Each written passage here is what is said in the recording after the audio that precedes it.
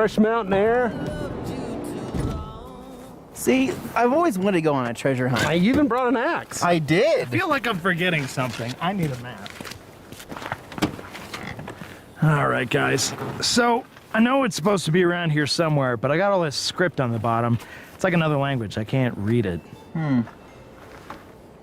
Guys, this is Norse. So, I mean, the good news is, you guys know I've got Viking blood coursing through my veins, which means I can read this. I know what this says. I didn't know you could read Norse. I didn't know he could read. Shh. Let me see here. Tere, fare, kvine, bärne, björne, fare, kur, rader, taler. What in the hell is that supposed to mean? Basically, that what you seek is buried beneath the Black Diamond Widowmaker. Well, yeah, because that doesn't sound sketch at all. Well, the good news is, with all this snow around, it shouldn't be too hard to find a black diamond. Well, is there any other clues? No, nothing.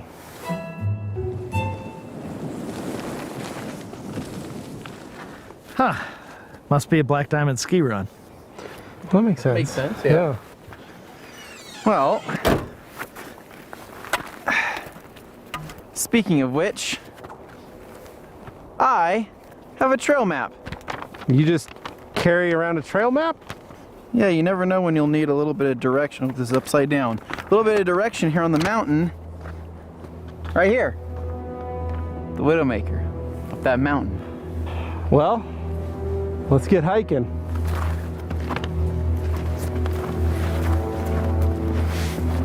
Doesn't he need those?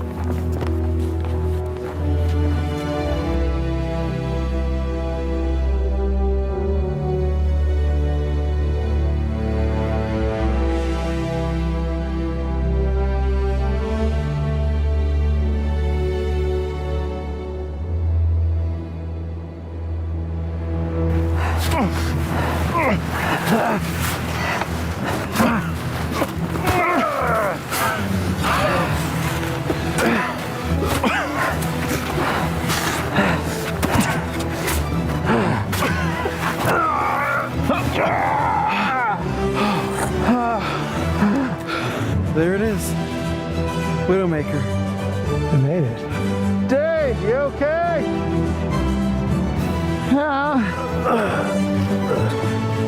There he is.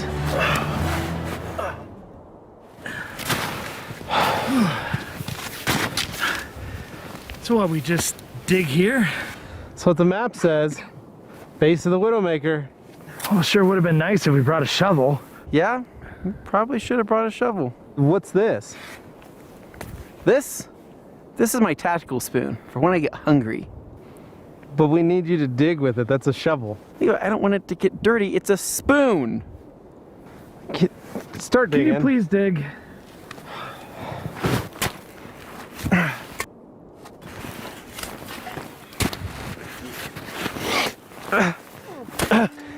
Guys, I think I hit something.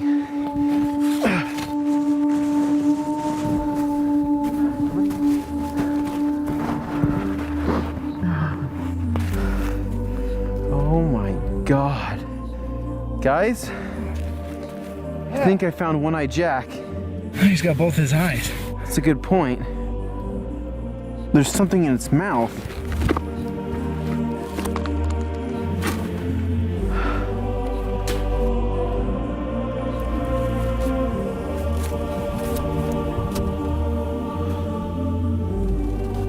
What is it?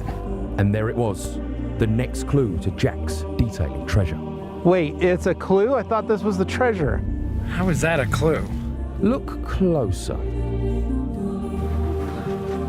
I don't get it. Yeah, nothing. The coin literally tells you where you need to go for your next hint. Oh, the dunes!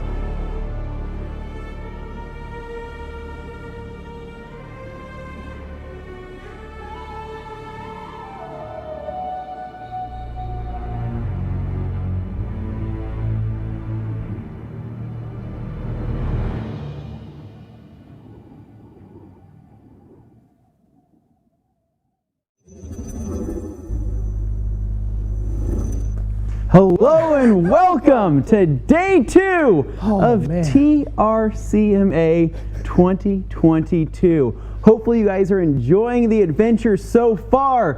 Where will we end up? Well, I mean, we know, but they don't. They don't. Stay tuned to find out. Guys, thank you so much for joining us for day 2 of TRCMA. This is amazing. This entire week is going to be jam-packed full of detailing content. We have brands from around the world gathering in one place to show you the latest and greatest in automotive detailing. So today's going to be a big day. And so Dane, give us some of the hints or clues on what's going to be going on your end of things. Oh man, so obviously we have Oberk, we got Detail Wise Academy, we got Dry Ice Energy and Optimum Polymer Technologies happening later this morning. And I just want to explain to the folks at home, if you don't understand, if you weren't here yesterday and you're just joining in going, what the heck is a TRCMA? That's okay. You're watching a live stream trade show where you can interact, you can leave comments, you can ask questions, and usually at the end of each segment we'll give a chance for like a Q&A. So if you want to get a question answered, that's where it's going to pop up. But I've got the comments and questions section working today, so I'll be able to pop those up on the screen. If they're a good relevant comment that's kind of in the flow of stuff, I'll just throw it up there on the screen while they're talking.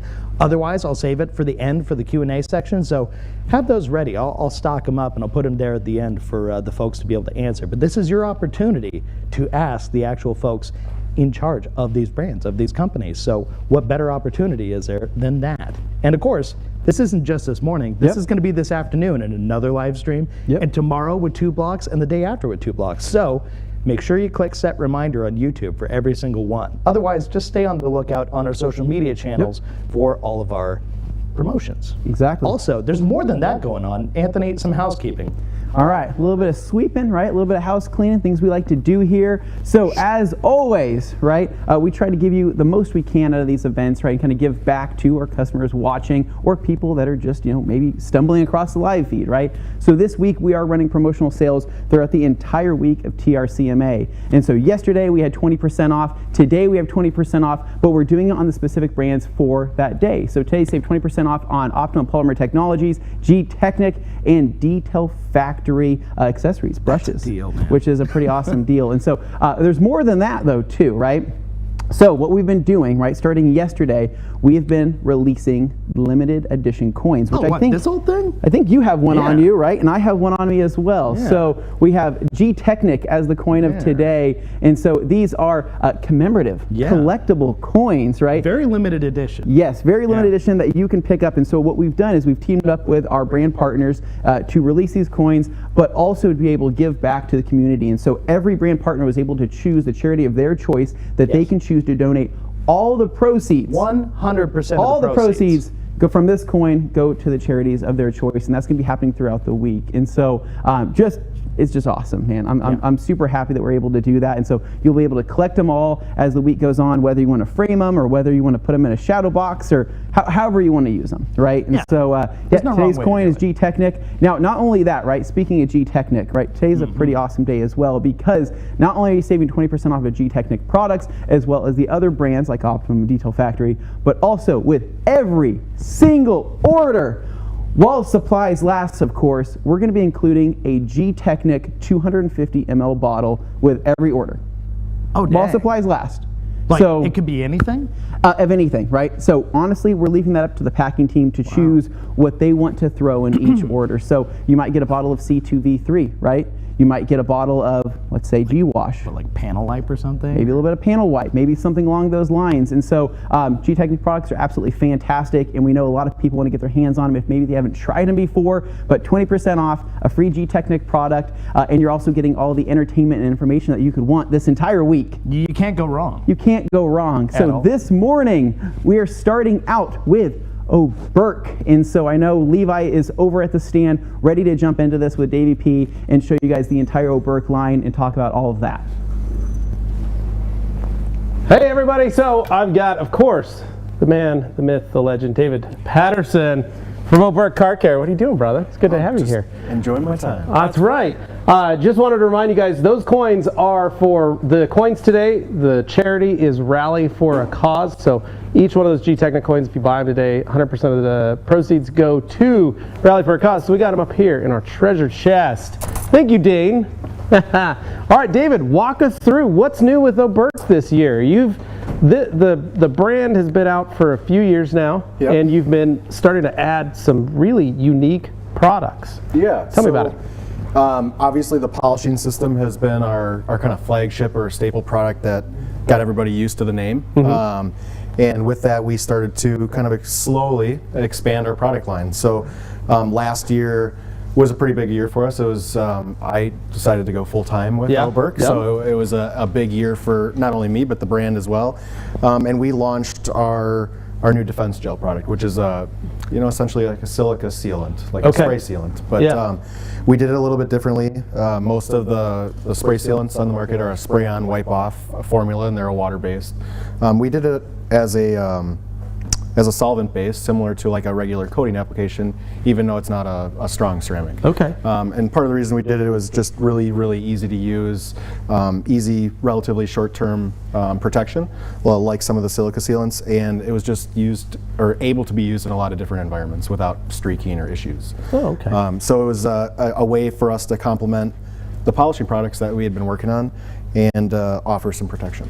Cool. But You know, as we continue to kind of expand our product line, we're focused obviously on exterior for the most part and paint, but we launched a new wheel cleaner. Each time we look at a product, we look at them a little bit different and unique, so we don't just put together 5-10 products and we launch a whole product line. For us, Oberk's always been based on the idea of removing the guesswork, right? Correct. So You've created a system. yeah, and I mean it's basic in terms of the idea, but ultimately our goal is to just remove the guesswork or simplify the paint correction process or any of the detailing process through the products that we develop. So, like when we're looking at the actual product, it's not just the high product quality level. I think most people know that products are pretty good these days. 10 years ago, there were plenty of bad ones out there, and you worked your way through them. Yeah. The market's grown so much that those products just don't exist anymore. Yeah. So we're all competing with some really high level or high quality products, and we try to instill something a little bit more into it, and it's things that our brand lives by. So the biggest reason is like why would we want a product, or why would we need a product, and that obviously is the same as why would somebody want to buy that. So for us, we look at each individual product differently. So our wheel cleaner is an iron removing wheel cleaner. It's similar to a lot of the color changing iron removers that are out there.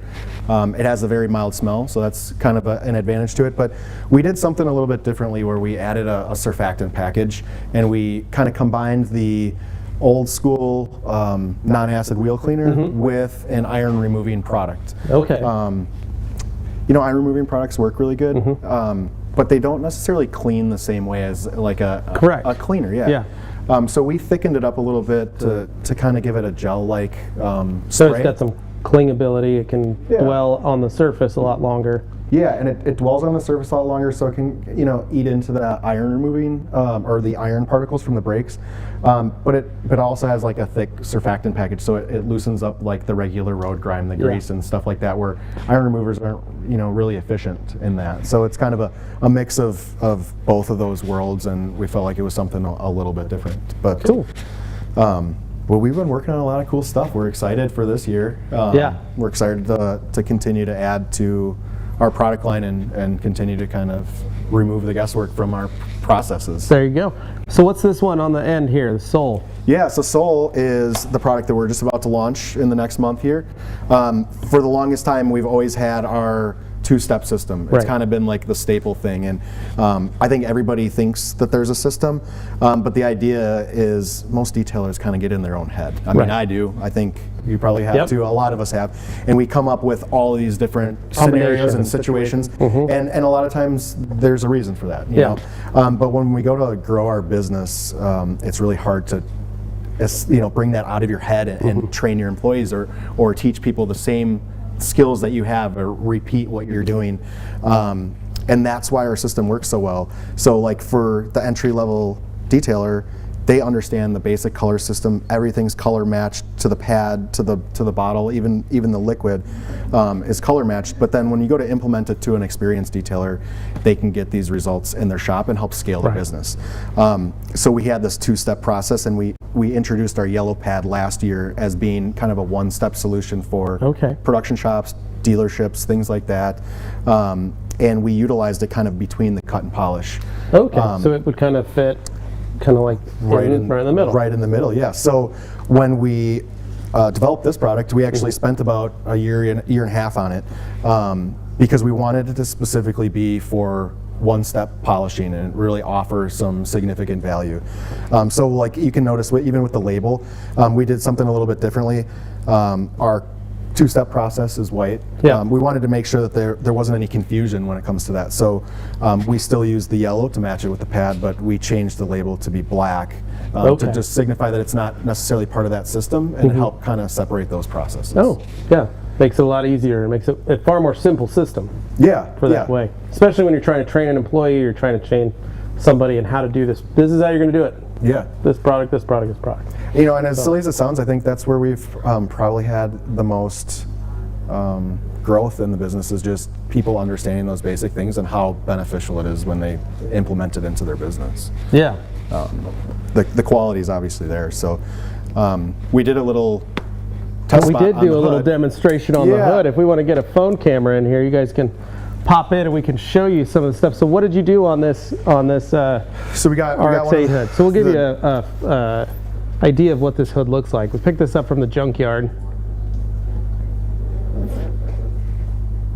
So fairly scratched up, pretty rough, not been polished. And then so what did you do here? We just separated it out. This is our traditional two-step system, cut with the microfiber and then following up with the red pad and polish. And on the right side, we utilized our one-step polish. So this hood is from the junkyard. It's been sitting out. You can kind of see from the etchings. Pretty pockmarked. Pretty pockmarked. But the two-step process, you know, even without doing any wet sanding or anything like that, it removed a lot of that texture. It gave us a really good result. It deepened. It's crazy to watch. After you cut it, it was amazing how good it looked. After that, and I was like, holy cow. And even with the light, the one-step one looks good, but you can still see there's some of the light texture. And you can see some of the light scratches and things like that. But it's like I said, I mean, the same idea. It's perfect for one-step polishing for like dealership situations or high-volume shops that are, you know, just putting out regular, everyday work that most people need. And you know, it does fall into, you know, for professional detailers or for high-level guys that are really intricate. It is also a solution for harder clear coats where maybe the red pad and polish is a little too soft, where we get into like Mercedes-Benz ceramic clear and any of the newer high solid clears from Europe can take a little extra oomph to polish out. So that's a great solution for those professional detailers that are looking for that too. Well, and I think the all-in-ones, or the one step, I think that is a burgeoning market for sure, because I think for years when we were coming up in this game, all-in-ones and one-steps were garbage. They were always garbage because they just could never deliver. It felt like you were really just using a cleaner wax on like half the stuff. It either had cut and it didn't finish, or it finished and it didn't do much. And I think that was the biggest challenge with one-steps. You know, the overall goal is to remove defects, but you still want to leave it in a good finished result, and it's hard to have a process that might be different if the vehicle's black or not, you know. Correct. So that's why we spend so much time developing that polish. It is a diminishing abrasive type of a product, but I think most people don't understand some of the diminishing abrasive aspects when it comes to like aluminum oxide. Is that it is a majority of the abrasive, but there's actually other abrasives that go into that, not only into the formula, but then into like the actual abrasive agglomerate or like the piece of abrasive. So sometimes it can be up to 3 different types of abrasive, and that's where you see polishes just perform differently. It's not just a single element that's in it. So yeah, we focused a lot on trying to get the most out of it, get a good correction, but then not leave tick marks or haze or marring kind of all over it. No, it looks great, and I'm envious of the detailers now in this time period from all those years previous of us having to 3-step everything or 2-step everything, and now you can get crazy finishing ability and correction ability out of the 1-steps that are out there. And that's kudos to you for coming up with something, because it's I see this as the future, and I think a lot more detailers need to understand, you know, everybody wants perfect correction, but not everybody wants to pay for it. No. And providing that solution, because I love the way this system works, and I think this system is still one of my favorite systems for pretty much every situation, especially on soft clear coat. I think it works better than anything else on the market in terms of soft. But having something now with this to be able to reach a totally different level is impressive. Yeah, I mean, ultimately you're just trying to remove the thought process from it. Yeah. I mean, you know, most of us as detailers, we are in our head. We come up with you know, processes. We tweak our things to continually be better and evolve. But when we do this for shops, they're just seeing such a difference in it. You know, so they're able to implement, you know, results and feel confident that they can train people and get those same things that they would provide, you know, for the most part. Yeah. But yeah, so like as we continue to grow product line, we actually have some new things that we're going to be working on and launching this year outside of our sole. You know, we've kind of outlined our correction products. Yeah. We have been working for a long time on some metal polishing products that are really exciting. Okay. A little bit more of a niche market, but products that we've gone through the work and they're FAA approved, so they're, you know, polishes that can be used on aircraft.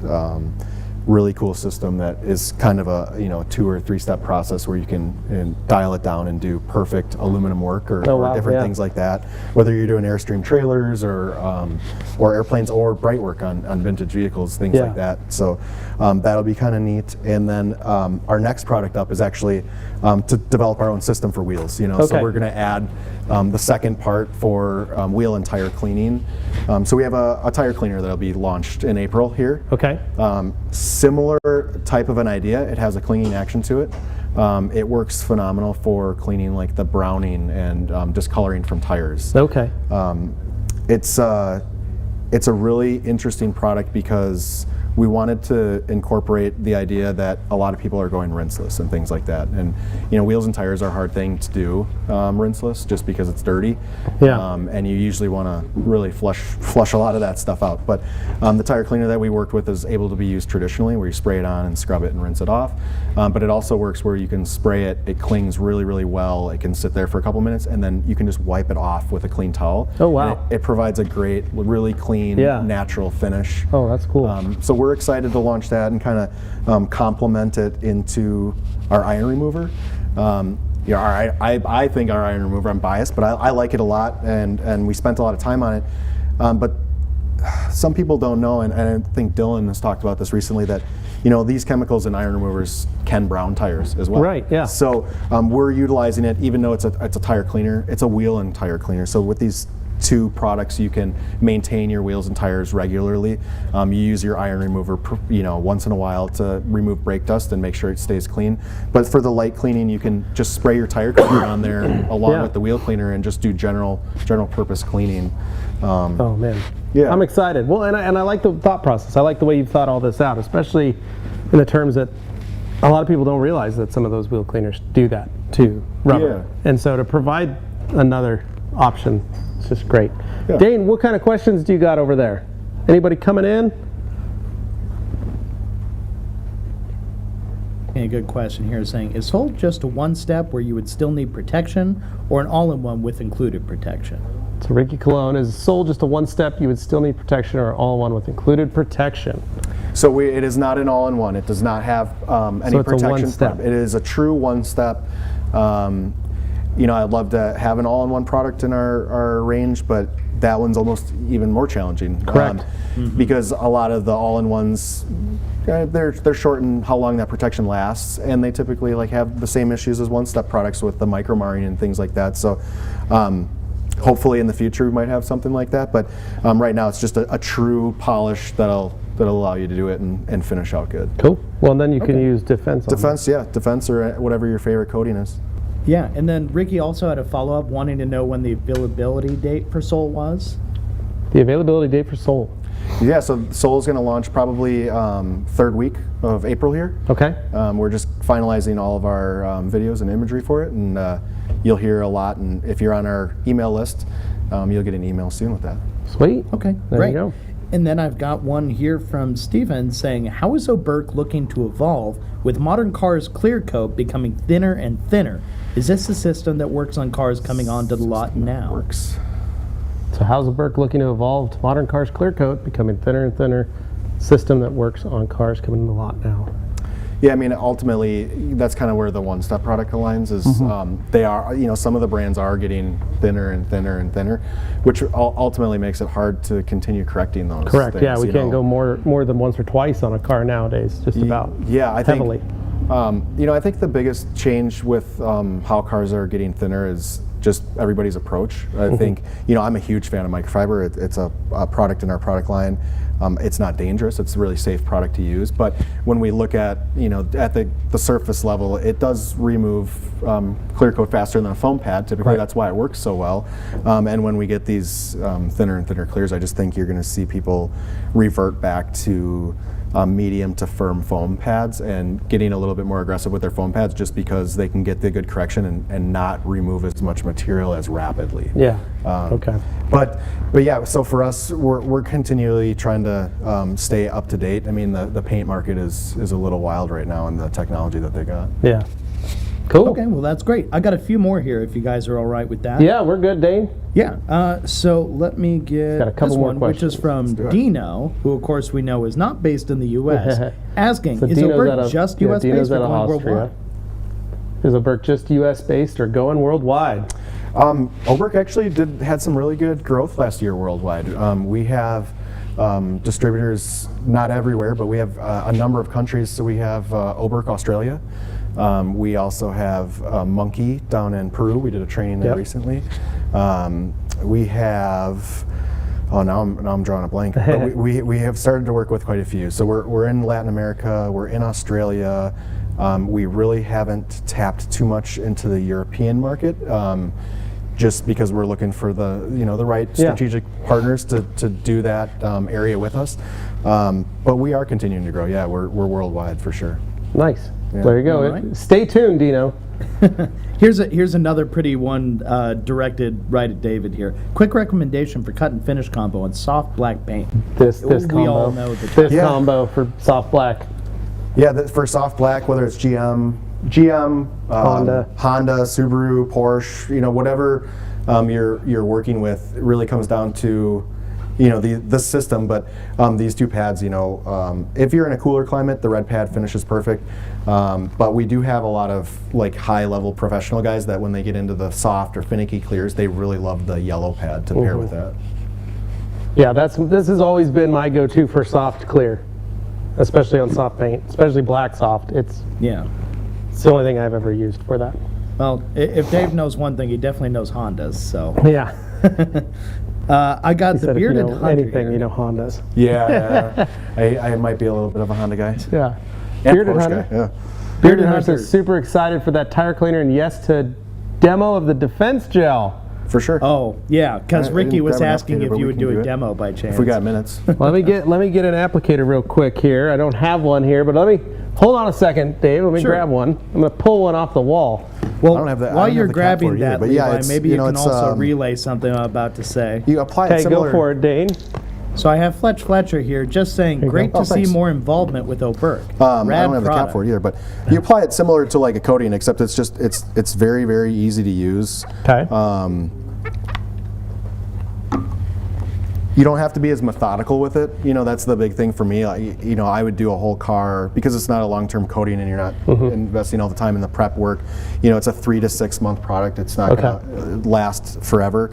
But if you maintain it well, it's good. And so for me, it's a quick job. I don't want to spend more than 10 minutes on the whole car. Right, yeah. You can do about a quarter to a half of the car at a time without having any high spot or drying issues at all like that. But like I said, it's really easy to use. I would say that's probably the biggest advantage to it is that you can use it outside and in different climates and not have to deal with streaking or high spots. Nice. I lay it down in the middle like a puddle line and spread it out a little bit, but like I said, you don't really have to be methodical with it. You wipe it on. I usually let it sit for 1 to 2 minutes, depending on the humidity and stuff, and you'll end up seeing the product start to separate and kind of just pull away from each other off the surface. But again, it's really easy to use, and the biggest part is just the ease of wipe off, where like you can pretty much not think about what you're doing and not have to deal with streaking or high spots. Wow. Super slick. Originally we were gonna market this product more as a track defense gel to do more like enthusiast drivers and stuff like that, because for one, it's super slick, but it does really well at preventing things from sticking, so like tire slugs and all the different stuff that you get in track debris. And because it's so easy to use, we were going to launch it towards like that market where you just you wipe it on. So you can almost clean the car with quick detailer, throw that on. And then when they're done with their laps. track, the stuff just falls right off. Yeah. So, but like I said, it's just a basic silica-based sealant, and the only difference is it's not water-based. So you can spray it. In one of them, we include the bigger bottle. We include a sprayer, but you use a lot of product if you end up spraying it on that you don't need. Sweet. Yeah. Ricky Cologne says slickness. Yeah, he said sickness by accident in his previous thing, so he's just clarifying. But I thought it made sense, so we'll just leave that up there. That works. But yeah, no, the other one I wanted to get back to was I got about partway through it, and Dave couldn't hear me, so I totally understand. So basically, just kind of finish what Fletch was saying here. So Fletch says, great to see more involvement of Oberk, rad product, good to see Dave around and full time. I met Dave back at training in Washington with Shine Doc. Hope all is well with y'all. Yeah, man, I hope everything's well with you too. I hope I get back out in that area. Yeah. Shine Doc does some cool stuff. Well, that pretty much sums up the questions here, so I think you. people were really happy just to see that. Yeah, thanks, Dane. Appreciate it. Well, David, thank you for being a part of this, and as always, how do people find you? You can find me on Facebook, Instagram, social media. Me as David Patterson or In Motion Dave, but the business, you can check us out, obercarcare.com. Ober Car Care, Facebook, Instagram, TikTok, all the places. You can check us out there, and you can reach me at Oberk at info@obercarcare.com. There we go. All right, Dane, back to you. So much, guys. And next up, we've got Detail Wise Academy with Jason Otterness. So we're looking forward to seeing what he has to say, and there will be a Q&A segment after this presentation. So make sure you bring your questions, get them ready while you're watching this presentation.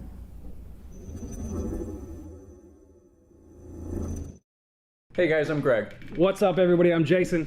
Hey, together we own Chicago Auto Pros. And we started Chicago Auto Pros in 2012. And at the time, we knew we wanted to have a really nice, high-quality detail shop. But we never thought it would be very large. To our surprise, our services really resonated with the customers in the market because they were looking for a very high-quality, professional detail shop. And it's taken off from there. Yeah, it's been 10 years now. We have 2 locations, over 50 employees.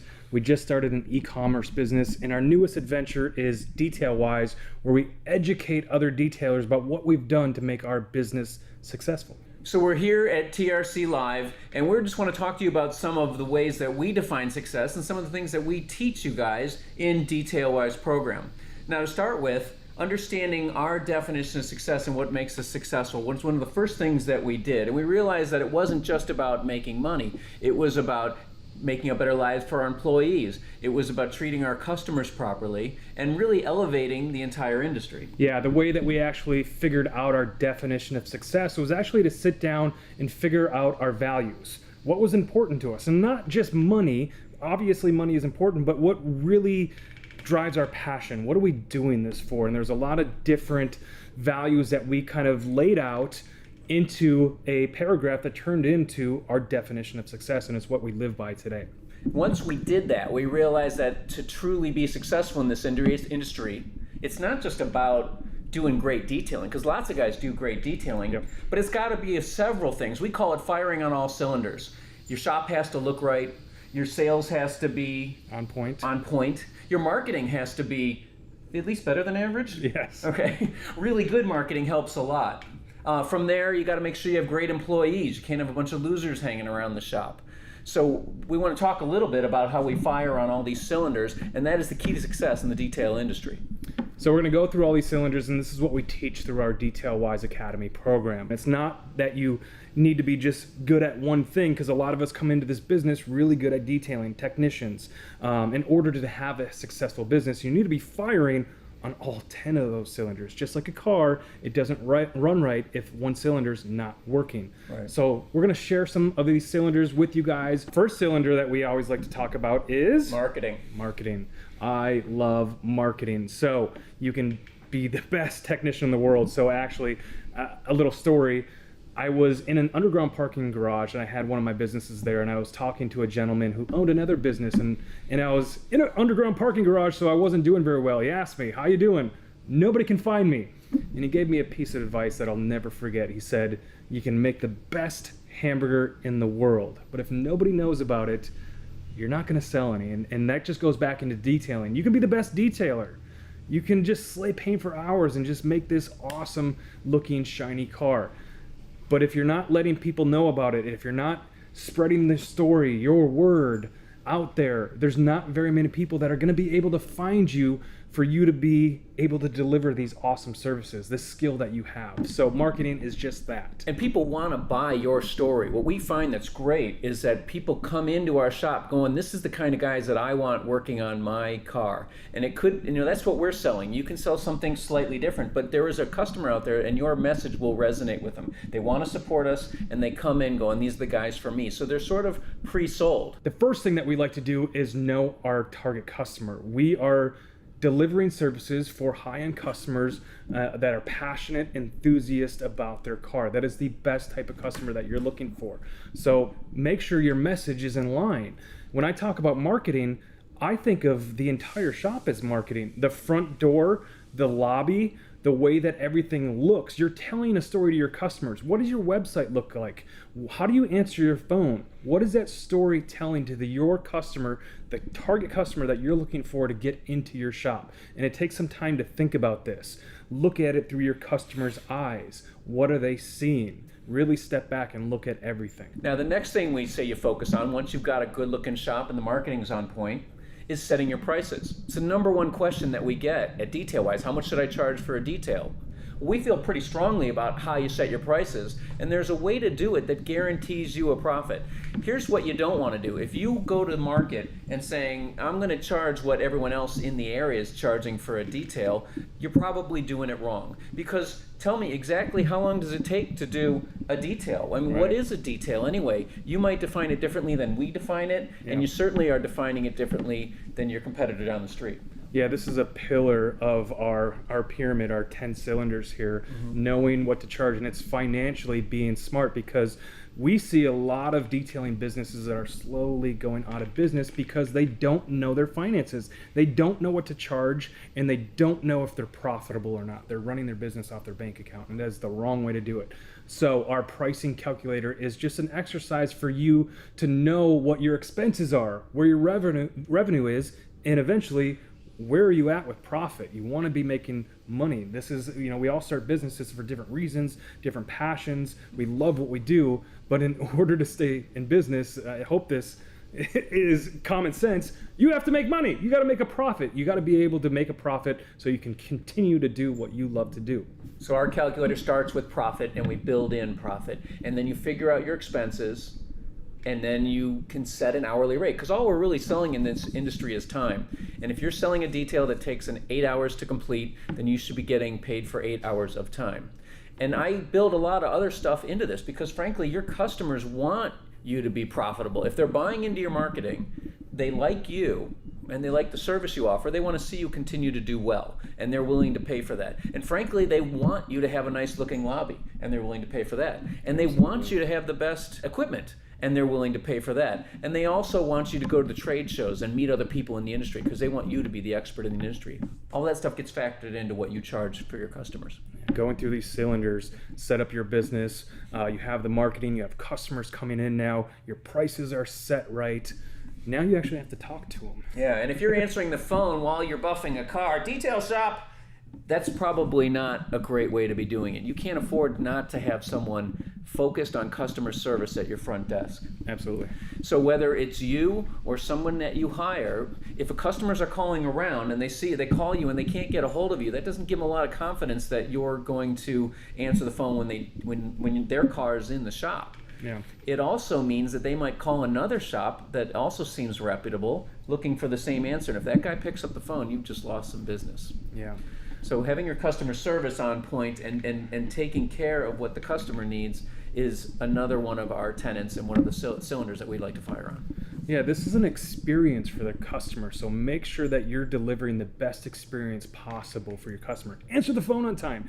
If you're not answering the phone at all, we called so many detail shops, and it's crazy to see how many detail shops out there just don't even answer the phone or answer their emails. So have great customer service. Yeah, and it is great, like Jessica was talking about, we met her recently, focusing on how you can make it enjoyable for the customer. How can you compliment I mean, that's an easy way to deliver good customer service. If you ever go to a restaurant and you order something off the menu, have you ever had a server say, "Great choice, sir"? Yeah. And you feel good about, oh yeah, I got the steak. That's a Absolutely. great choice. Tell the customer how much you like their car. Tell them how much you love the color of their car. You have to say something nice about your car, because we're going to talk when we get to sales a little bit later. Let's get into it now. Let's get into sales. When you get into sales, you've already set the customer up. You made them feel good about your car. You seem interested in their car, and that's just the kind of person that they want taking care of their car. You know, that's the kind of person they want detailing. Someone who's fanatical about the car. Sales is one of my weaker points, but listening to you and the way that you've set up sales. So you have a sales, most of the time it's like pushy. You feel like a used car salesman. Yeah. I feel grimy sometimes when I'm doing sales, but the way that you have taught our entire company to do sales is just amazing. And I actually enjoy it now when I get to talk to customers. Now that's the difference, and that's the way we promote selling. I call it sales judo. Sales judo, because you're using the enthusiasm of these people when they come at you and just leveraging that. These guys are coming to you with a brand new Corvette. This guy's waited his whole life to buy a Corvette, and now he's excited to spend some money on it. Think about how different that is than, say, a body shop. If that guy went to a body shop, it's because something horrible happened and he just wants to get out there as cheaply as possible. Yep, absolutely. So like a waiter again, right? You went to a restaurant to buy food. People are coming to your store to buy detailing services. They want to buy. We just need to use the judo to help take advantage of their leverage, their excitement, and get the best result for them. Yeah. So it's meant to be not sleazy. It's meant to be something you can feel good about. And we call it a consultative sales method. It starts with the customer service. It starts with getting excited about your customer. Get excited about their car, get them excited about what they're doing, because people that are excited about what they're doing will spend more with you. The second step is consulting with them, right? We want to have a conversation. Tell me about your car. Tell me what you expect. Do they need a ceramic coating? Someone who loves to wax their car every day might not need a ceramic coating. Now, it's good to tell them about it in case they want to switch, but you have to talk to your customer and find out what they need, and they will tell you all sorts of interesting things. Just by asking questions. Just by asking questions. My favorite question to ask, is there anything else you want me to know about your car? I've been astonished at what people have told me, and basically opened the door for me to sell them more services, just by asking that one simple question. Yeah. And if you start doing all these things right, you're going to have customers coming in your door. And like many of us started just by ourselves, a one-man shop, you're going to be wearing a lot of hats. So you're going to have to go through this, and you're going to have to do all these things. You're going to have to do the sales. You're going to have to do the marketing at the beginning. But once you start getting customers in the door, you get demand for your services, this is where you have to start replacing yourself. And this is where we start hiring employees. So this is one of the most difficult things in any business, is to find your first employee. Yeah. Where do you find them? Who do you find? How do you know you're choosing the right person? Because now this person has to represent what you have built in your business. We call it, when we teach the class, the section title is Loser Detector, because that's the most important part. We're looking for rock stars. You want people that are excited and happy to work for you. But when you start with Indeed or one of the job boards, you know the pool of people that you're starting with are unemployed people. So right there's your loser filter. It's hard to find a diamond in the rough amongst a bunch of losers. So we want to filter out the losers. one of the easiest ways to filter out losers, because these guys are not taking any time to look at your job description before they hit the apply button. It's really easy for them to apply. In fact, Jason put an ad out, and he wrote a very long job description that was very exciting, like all the great things we're going to do here. And he says, if you're interested in the job, this is at the very end of the description, if you're interested in the job, just send me an email with the subject line. It doesn't matter what the subject line was, but nobody, not a single person followed that instructions. Yeah. Well, you want you want to know that you're hiring somebody who is passionate about it, who's excited for it, and can actually follow instructions. You gotta be able to teach these people when you're hiring them. So this is that's step one. Yeah, step one is just get them to do something. Whether it's just call me back on Monday, make sure that they can follow instructions. Yeah, I don't take any time to look at, because they have not taken any time to look at our posting, I don't take any time to look at their resume. I simply send an email back that says, hey, your resume looks great. I want to know a little bit more about you. Can you please tell me about what kind of stuff, what makes you good for the job, or what kind of relevant experience you have? And frankly, I don't care what they say. I just want to see, that's step one in the loser filter, see if they are willing to follow instructions and come back to you by putting a little effort into it, because I assure you, somebody who wants to work at your shop will be quite happy to send an email telling you how excited he is to work there, and that's the kind of guy that you want. Yep. The next cylinder that we talk about after you start hiring employees is you got to teach them and train them what to do. And a great way to do that is build systems and processes into what you're doing. So everything that you're doing can be laid out step by step, so you can actually teach somebody and show them the standards of what you're looking for, whether it's just cleaning a wheel, detailing a car, or even customer service or talking on the phone, or what the shop or the lobby looks like. Yeah, so we have a process for creating systems. Now, creating a systems to clean a wheel isn't very difficult. Grab this brush, grab that brush, use this chemical, clean it this way, clean it that way, inspect your work. But how do you write a process for how the shop should look? How do you write a process for customer service and how we do customer service? It becomes very difficult. How clean should the lobby look? How clean should the parking lot look? How clean should the shop look? These are much more difficult things. We learned a few things that help us write better processes. Starts with a couple things. Step number one is commander's intent. So when you write a process, this comes from the military. Commander's intent says that we have a plan, right? When you go into battle, you have a very elaborate battle plan about we're going to send in, guys over here and guys over here and a helicopter in there, and we want to get the bad guy. Sometimes things don't go according to plan. So commander's intent says that even if things don't go according to plan, here's what I expect as the result. And in the case, the example I was giving you, get the bad guy. So your commander's intent for how should we do customer service is, I expect every customer to be, their calls to be answered promptly, their emails to be answered promptly, and them to feel like they're welcome at our shop. So you're just laying out the basic form. And once someone reading that document knows what the commander's intent is, they can fill in some of the blanks. The next concept is unspoken expectations. Unspoken expectations are just, the road to hell is paved with good intentions. Well, the road to hell with processes is paved with unspoken expectations. You just want to make sure you document kind of anything that needs to be discussed here in this process. And if it's customer service and how we take care of customers, you just want to document any of the things that you expect to happen, like you're going to follow the systems that we do, and that nobody is going to be left hanging or have to call me and say, hey, nobody ever got back to me from your shop. Absolutely. And what's the third thing? Do you know? Gosh, I should know this. The third thing is physical evidence. Physical evidence. I knew that. Everything we do, if something is working correctly, there should be physical evidence of Absolutely. it. So the physical evidence that I use when I walk into our detail shop to see if the guys are following my process on how to keep the lobby looking great, I open the door and I look through the glass, and there shouldn't be any fingerprints on it. And I look at their drinks refrigerator that we have just for customers, and that better be full, because it looks lousy when there's only 2 drinks in it and one of them's diet soda. So look for physical evidence in your processes. So what's the physical evidence that someone has done cleaning a wheel well? So even if you haven't cleaned it properly, yeah, exactly, you swipe it with your finger, and if the barrel of the wheel is clean, that's the physical evidence that they've done it right. They followed the instructions, they followed the process.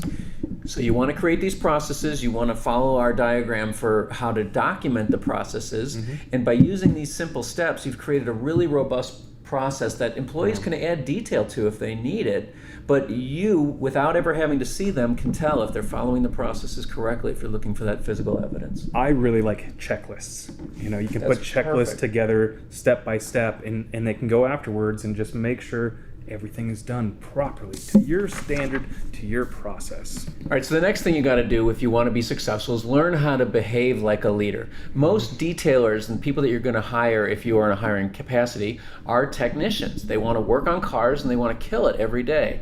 These are people, you can hire people to detail the cars, you can hire people to work in your office, you can hire people to clean the shop, but you're going to need at some point to be a leader, and that's communicating your vision. And we could talk a lot about leadership and vision. But the key thing is understanding where you want to go and giving the people that are working with you a clear understanding of what it is we're trying to achieve, so that when you're not there, they can go, you know, what's the vision? What are we trying to accomplish here? And they can make better decisions by following your lead. Yeah, we see a lot of detailers coming into business as technicians, and they don't necessarily have those leadership skills yet. So in order for you to transform yourself into a business owner, an entrepreneur, you need to learn how to manage people and lead them to your vision. And then the last thing we want to talk about is starting to set up not just processes, but systems. The number one system I like to talk about is the phone system. Oh yeah. Because the phone system is, it's hard for any detailer who's trying to grow a business and you're running on a short staff to really manage the phones. But why not let a system manage the phone for you? Step number one, do not use your own personal cell phone to run your business. It seems like a great idea. It's the least expensive, the least amount of resistance out there. You've got a phone, it's in your pocket all day. Why not use that? The problem becomes is you can never get away from it.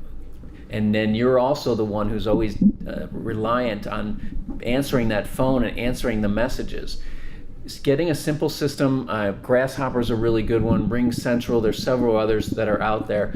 A system that answers the phone for you. Hey, thank you for calling Chicago Auto Pros. Call our shop if you want to try it. Yes. Thank you for calling Chicago Auto Pros. If you want information about window tint, press 1. If you want information about our hours and our address, press 2. If you'd like to speak to someone, press 3. You can also automate similar things where you can send people a text message. Hey, I see you called the shop. Did you know you can text us? The text message robot can start to ask them questions. Before we get started, please tell me your name. Please tell me your phone number. Please tell me your email address. And that can greatly reduce the amount of time that you spend managing people on the phone. There's lots of different software programs out there, and this goes into even just using QuickBooks or Google Calendar to use financial schedule that. software. You know, just something more than a piece of paper to keep you organized, and it can help automate some of these systems, and it plays into everything. It plays into your customer service role, your sales role, leading and managing your employees and your teams to make sure that there's a lot of cool technology out there. So invest the time in some of this stuff and let it help you run your business. Yeah, even if you've ever had a car leave the shop and somebody forgot to do something, you probably could use a system that help you manage your shop, because there'd be a place for you to document everything that the customer requires and a place for the technicians to check off that they've completed it. So, and then you mentioned QuickBooks as well. Financial systems is invaluable in helping you maintain a profitable business. We love talking business. We feel like what we've done with Chicago Auto Pros is special. Like, we have some great success, and we want to share that with the industry. Part of our definition of success is just to elevate the professionalism in this industry, and we bring it all through our content that we share through DetailWise Pro. If you want to join DetailWise Pro, it's a monthly program where we have special content. We really deep dive into some of these subjects, and we share everything that we've done in our own business to be successful. We have live Q&As. We have discounts off of our e-commerce site. We share processes, we share technology, we share the software that we use in the shop. So we're pretty much an open book here. We have created something special here, but I don't think it's anything that someone else couldn't have done. It's not because we're in a big market. It's not because Jason has some magical powers. It's got to be the beard. The beard's worth something. The beard is worth something. But you can do it too, and it can be achieved. It requires what? It requires hard work, and it requires you being focused on firing on all cylinders all the time. None of these steps are optional. But if you can master any of them, you can master all of them. So check out our DetailWise Pro program on Car Supplies Warehouse. Go to the Learn tab, and you'll see all your different options there. That's it for me and Greg, but I'm here. I'm going to answer some of your guys' questions that you have right now. Bring it on. I want to hear it. What do you got? Whoa! I turned into Greg. What the heck? Jason, welcome. Glad to have you here at TRCMA. Absolutely. And Dane, what questions do we got? Oh man, I'm over here.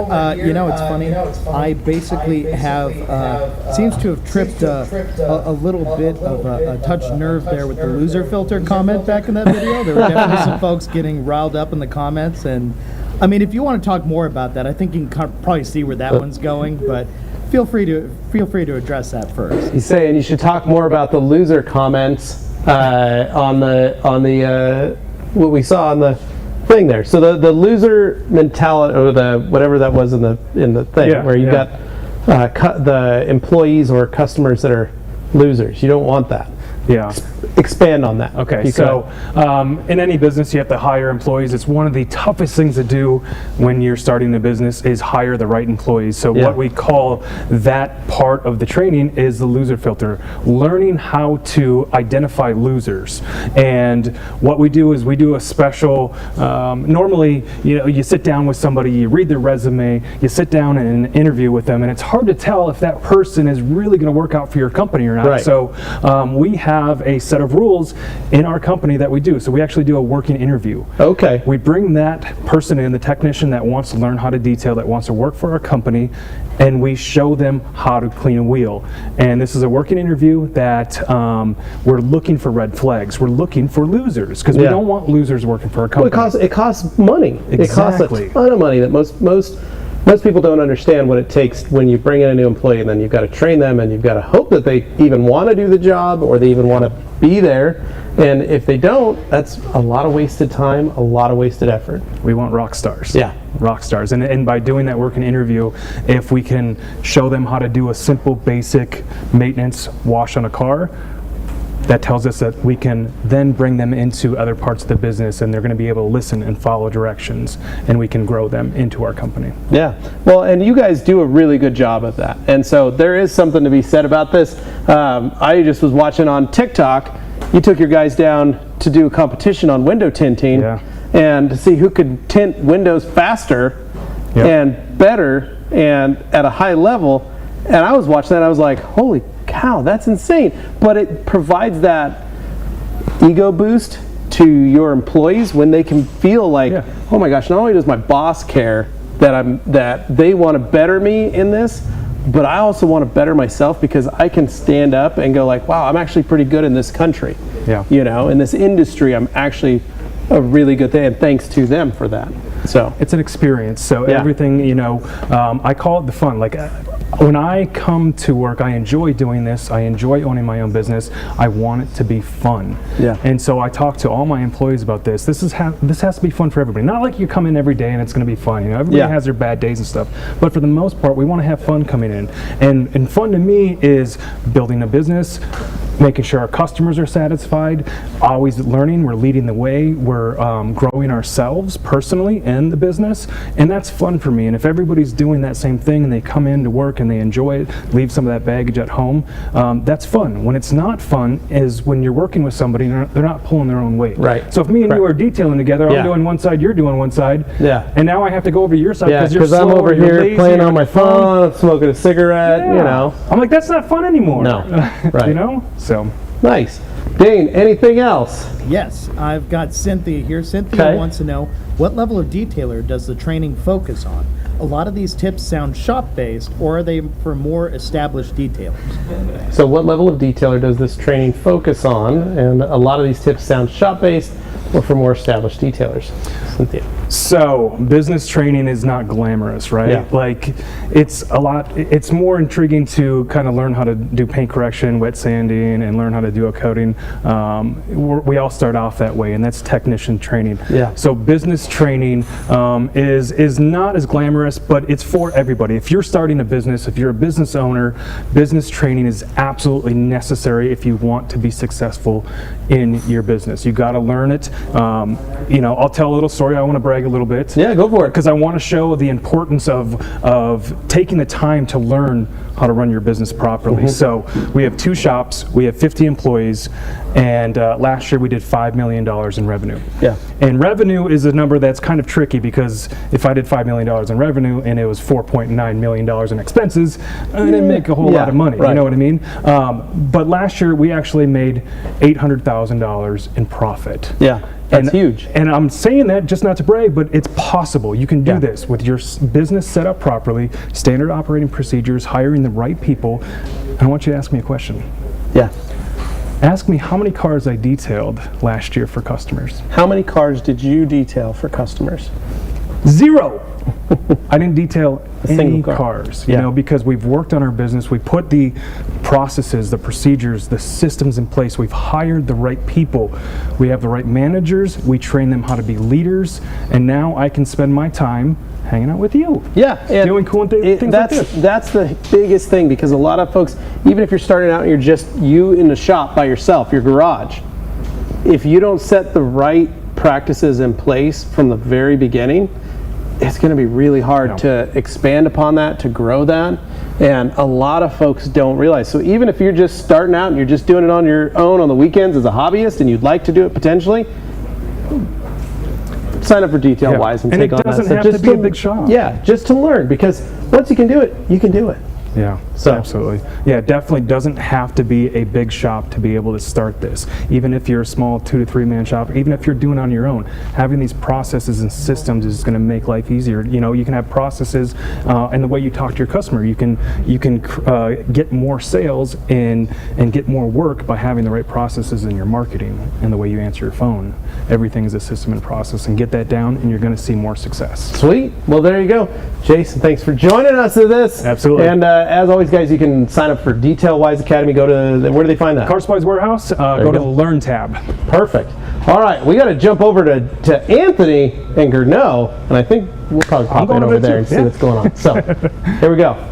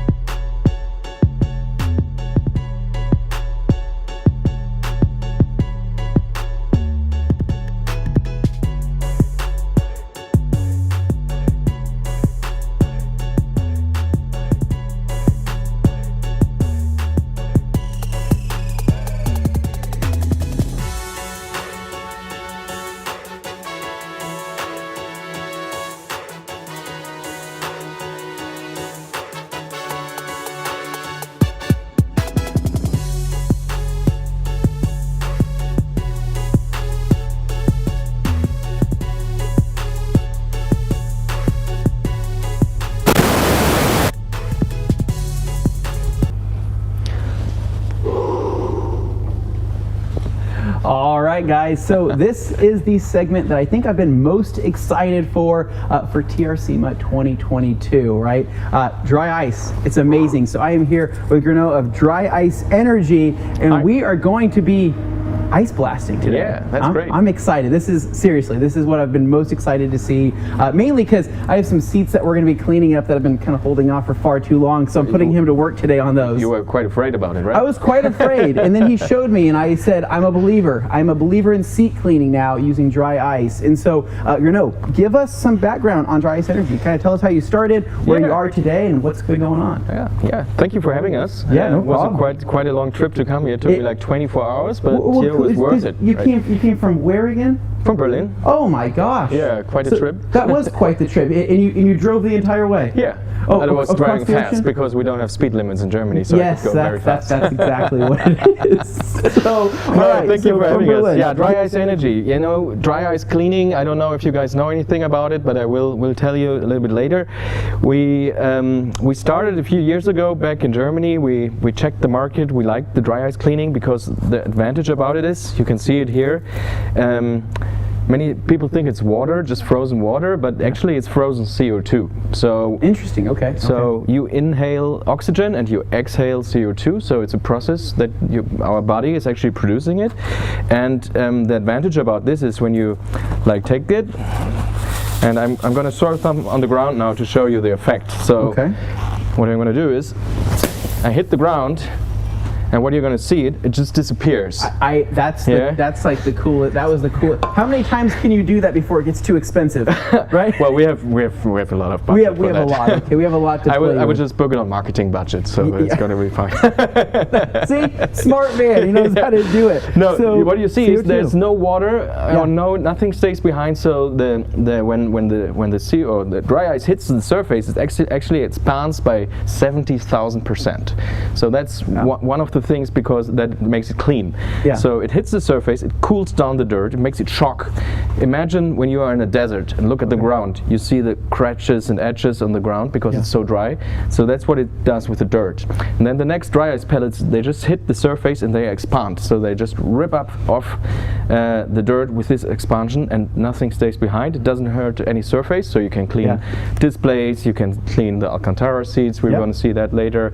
You can go on sensitive surfaces, but you can also do exterior cleaning. We're going to see some of that later. So basically, when it comes to car cleaning, it saves you just a lot of time and makes your life easy.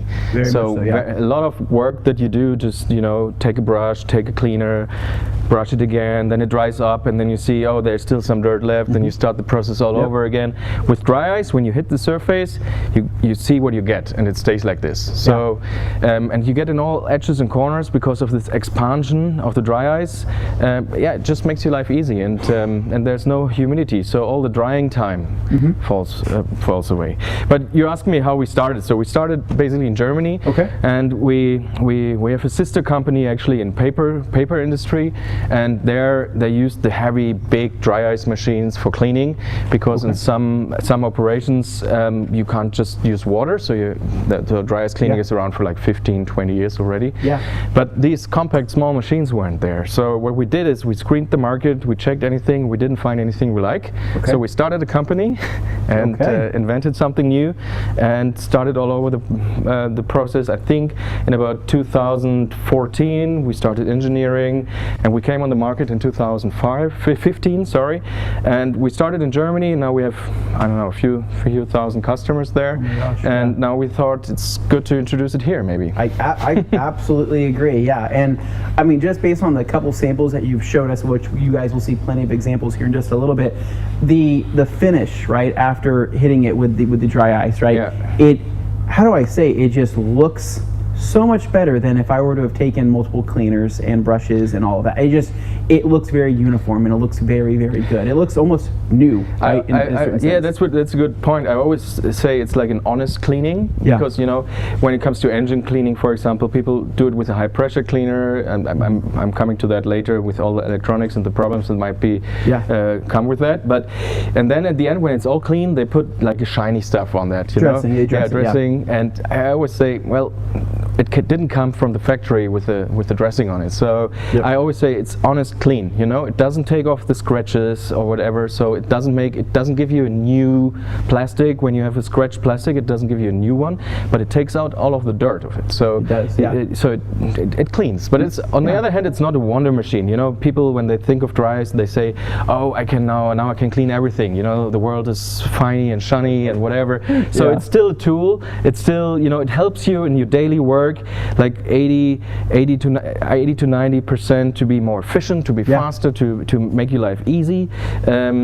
but of course there will some things you can't clean with dry ice. So it's not a whole. It's not an end all be all, but it's Yeah. something that will cover most things, Yeah. right? And but I think I'm excited to show you guys the finish because I really do think it's just it looks fantastic, and just a couple of examples he's done. So this machine that we have here. Yeah, it's. Let me just point out it's a nice to what makes us special, or what makes Dry Ice Energy special.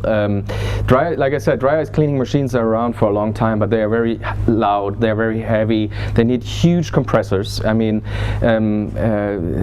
so they are not really usable in a car shop because the investment would be like, I don't know, 30, 40, 50,000 euros. Yeah. And that's what we changed. This machine is very handy. It's small. It weighs only 12 kilos, which is about, let's say, 20 pounds or something like that. So I can just lift it like this, you know.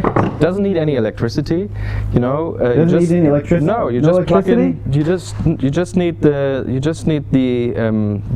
need to plug in the air supply. Okay. I get it from this one, you know. You just have your air hose your here. air hose, okay.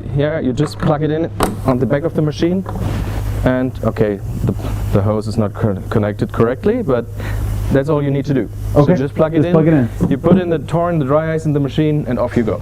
That's all you have to do. Okay. And then you can just start spraying. then you can basically just start spraying right ahead. And so it's so mobile. You can even put it in your truck. Go to your customer. I would say most normal warehouse compressors will do the job. Yeah. Let's say if you do some interior cleaning, a compressor that gives you like 14 CFM would be alright. Really? Okay. Yeah. Okay. When it goes to, which is still quite a bit of output, but That's it's right. something that's still realistic that I think people can still have. Yeah. Yeah. When it comes, for example, for a big piston compressor or something like that, for $2,500, I think that would be fine. You can't go to Home Depot and get the smallest thing you have. The pancake compressor. You're saying the pancake compressor doesn't work, right? Yeah. It's just as loud as some of those big compressors, though, right? That's got to be the same thing. I guess not. Yeah. So it does. So you're gonna need a little bit more power than that. But what we would recommend still a screw compressor, something with, I say, 30 CFM, something like that. Not too big, but let's say 7.5 horsepower or something like that. Okay. That when you do undercarriage work, when you do more than 2 or 3 cars a day, then you should invest in a good air compressed system or compressed air system. But also when you're working mobile, a small one does the job. It always depends what you want to do. You know. Okay. And I guess a big question, because I know people are going to ask this, I'm just going to ask it for myself. Yeah. So the availability of this dry ice, right? How is it sourced? How do you get the dry ice delivered to you, or how do you pick that up? Where do you go? That's a good question. Okay. Well, because I know you're in the U.S. right now, so in Germany, I'm sure you have a map of everywhere. No, in Germany it's easy. We just have our own dry ice production, and we deliver next day in 24 hours delivery in whole Germany. So I can reach 80 million customers in one day. Yeah. Here, probably what we found already out, there are several dry ice suppliers. So when you buy a machine in advance, you should just find out where your next dry ice supplier is and hook up a contract with him. Okay. And then it's quite and then to see accessible. maybe the distance and the shipping times, which you get things. So at the point of receiving, let's just say at the point of receiving the dry ice, right? What is the time frame in which that needs to be used, and how long can it be stored for before it has to be used? In a storage box, we have one over here. It's just an isolated box. Normally there are styrofoam boxes, and you can store it for about a week, I would say. Okay. Yeah. So you have a loss of depends on the box you're using, of about 3 to 5% a day. So it just disappears if you don't do anything with it. But still, you can use it for about a week, 1.5 a week. It depends on what size of pellets you get. So we recommend to use the rice pellets, which are the 3mm pellets. Yeah. But I also used the machine already with the normal pellet size, 16mm, and it worked okay. I will have to do some more experience with that, because I've heard in some states the pellets, which is the 16mm pellets, are more available than the rice. So we're still working on that. But we will figure it out. Very cool. And now you have a couple different accessories here. So on the table here. So what are these right here? Yeah. What you're going to see here is just different nozzles of the machine. We have the round nozzle, which is the standard nozzle. It has the most power because it concentrates the ice flow just on a small circle. Okay. Yeah. But you can change the nozzle. For example, if you do interior work, you just take this one off. You can hold it in the machine. Oh, cool. This one is, for example, good for interior work because it gives you flat. Yeah, it's a flat nozzle. It just gives you bigger space, saves you time. Yep. You just put it on, screw it in, and And then talk about this. So talk about the handle here. So on this gun, just because I That's good that you asked don't because really I work know with it every day. Yeah, I don't really know how it works. And so what are these? What do these different nozzles do on here? So you can actually, you see it on the other machine. We actually use this. You can put on a lightning system on here. So I thought it was a gun scope that they put on just to make sure your accuracy is really good. Yeah, but a light works as well. I know the Americans are very keen on the guns, but he comes to Idaho and he's like, so these people just have guns just walking around on their outside of their hip. You're like, yeah, just don't pay attention to them. They do it for the attention. So I'm going to get one to get in my suitcase. Oh, okay. No. So basically, what you have here, you have the ice is going to be sucked out of the machine to the ice hose, and you can, sometimes you don't want to use the ice, you just want to blow off some dust, and so you can use this this switch and just turn off the ice. And here on this side, you can control the airflow rate. So you can, if you have, for example, a headline, you call it in the car, which is quite sensitive, fragile. You can, just turn on the air a little bit and be very gentle on that side. But of course, also on the machine, this is our Vario model, the most flexible top model here. You also have a pressure reducer right in the machine, so you can also adjust the pressure here. And what you also can do is on the back, you can see, I don't know if you can see it here. Yeah, there's a couple of switches here. It's a switch here. You can adjust the ice flow rate, which is quite nice because when you don't have too much dirt, you can put the ice flow rate way down, so you're working very efficient on the dry ice consumption. If you want to have the full power, you just put it on 5 and then off you go. So, so it's different levels of dry ice consumptions. You can also take off the dry ice hose here, or the working hose. It's quite easy. So what you can do is also you can expand it by a few meters. Like an extension. You have an extension here. So if you basically work in a truck or work somewhere upstairs, so you can extend it. So it's very flexible. It gives you a lot of flexibility. And on the other hand, like I said, it's quite easy and light. I just want to point out that this little shovel, this little scoop here, right, that I have.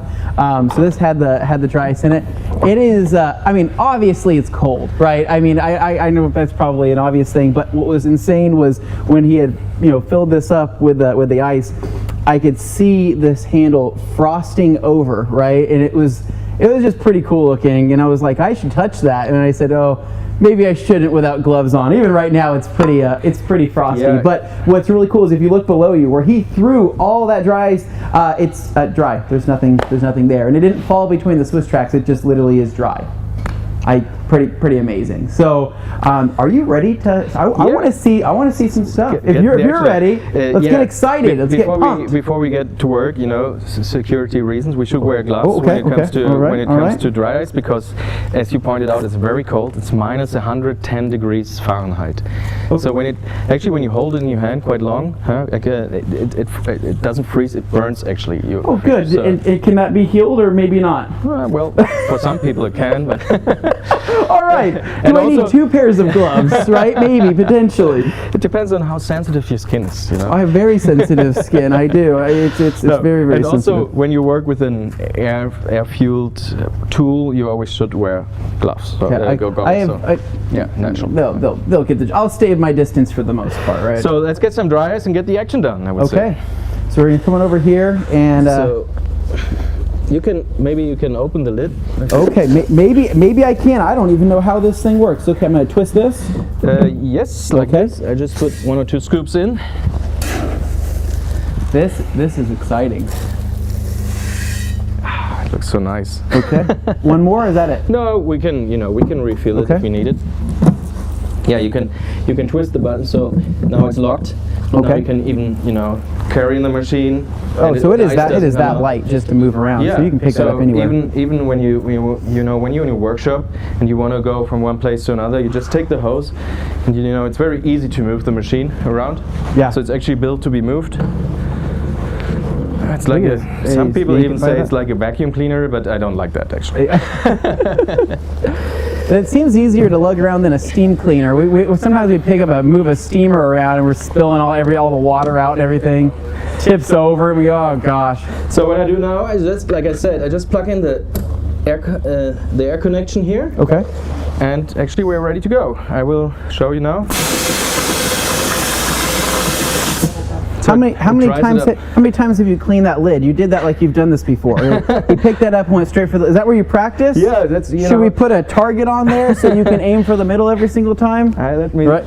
let me try. Like here. I said, he sets. Yeah, he can set his scope and then he can go aim for on the it. scope. Now, what I like to do show you is you had some condensation on the lid. Okay. And what I can do, I can also when you wash a car and you maybe in the engine area when you have still some water or something, you can also just dry it off. That is pretty sweet, if I say so myself. Right? That's pretty awesome. Yeah. So Should we go to the engine and show the people? Yeah, let's go. Let's go to the engine. I think that's going to be one of the most visible things. We'll get one of the We get one of the mobile cameras over here, and so this is. I mean, this is pretty filthy. So this is Glenn's I don't know Jeep. where you found that, but it's So she's a big fan of off-roading, right? And she bought this Jeep to do Jeep things, right? So yeah, that's what it's made for. Do they have quite a few? Do they have quite a few Jeeps in Berlin? Yeah, they have some, but they always drive around in the street, just with these huge SUVs, and I say, why do you get an SUV when you just drive in the city? But that's why I like this, because it's used for off-roading. We have a few words. We have a few nicknames for those people, but I probably shouldn't say that on camera, and that's okay. So where would you like to start first? Yeah, I don't know. Maybe we have an expert here that can tell us something about how usually what you would do normally with. Oh my gosh, we do have an expert here. So Jason Ottern is here to tell us how it's done. So normally, like if you get a customer that comes and brings you an engine, the traditional way is to clean it with a pressure washer, soap, degreaser, and doing all that stuff. But if a customer brings me this engine, looking at all the wiring and everything that's open here, I'd be like, I don't want to do that. Okay, why not? Well, because you risk damage, and water and electronics don't work, right? Yeah, it just don't work. That's correct. It doesn't work, and that brings me back to the beginning of the presentation. I said it's not like frozen water; it's like frozen CO2, and like we saw here on the ground, it goes directly from the solid state to the gas state. So there's no liquid involved in it. So the advantage is you can clean any electronics. You can clean. So even with the modern cars, I've heard that like BMW and Mercedes, they say when you clean the engine with a high pressure cleaner, sometimes you can see it on the steering systems. They have a sign there that has a pressure cleaner on it, but it's like marked out. Okay. So you even risk to lose the guarantee on the engine, and the engine of the car is probably the most expensive part. So you could void your warranty just by using a pressure washer? Yeah. Wow. Well, at least in Germany it's the case. I don't know internationally wise, but so that's most of the details in Germany. That's why they put all the plastic covers on everything, right? They say if they can't see anything that's underneath this, right, then they don't have to worry. They don't have to spray with a hose, right? It's okay, right? That's right. Well, then you get guys like us that say, well, we want to know what's under the plastic covers, right? How does it look underneath there? We take it off and we go, oh my gosh, that's pretty dirty. How do we do it? I would say, this would be a nice spot probably. Can we have a camera here? A close-up maybe? Yeah, potentially. Yeah, we can get a camera over here. So even cleaning this with the pressure washer, water, and brushes and everything, this is going to take a lot of time. Yeah, to be honest, in an engine, you probably won't save so much time compared to a pressure washer, sorry. Yeah. But you like you said, you don't have the risk. You're going to minimize the risk. Yeah, you're going to actually there's no risk for water electronic problems. And the other advantage is since you don't have water and you have some oilish stuff that drops down, normally you have to decompose the water correctly, especially in states like California. They have very strict rules. Yeah. And with this, you don't have any problems with this because you don't have an oil-water mixture. Yeah. So I'm gonna try to hit this area here now. So do we see it on the? Okay. Yeah, probably. So let's go.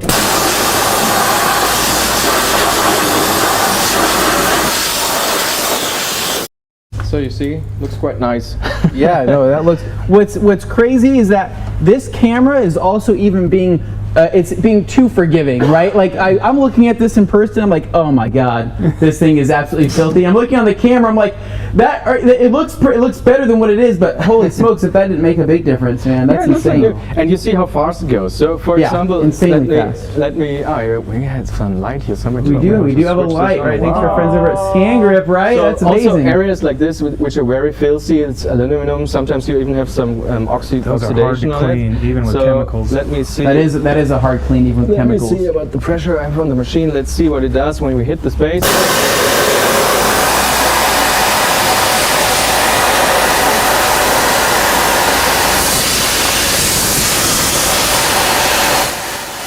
It's quite loud. So when you can see the oil, you get rid of it. It takes some time because people always tend to think, oh, I have dry ice, so everything is gone in seconds. Sometimes it still takes some time, but you will get very nice results. And sometimes to speed the process up, what you also can do, you just take your regular cleaner and put a little bit on the surface, not too much because you don't want to have too much water on there. Okay. Let's see what the difference is going to be now.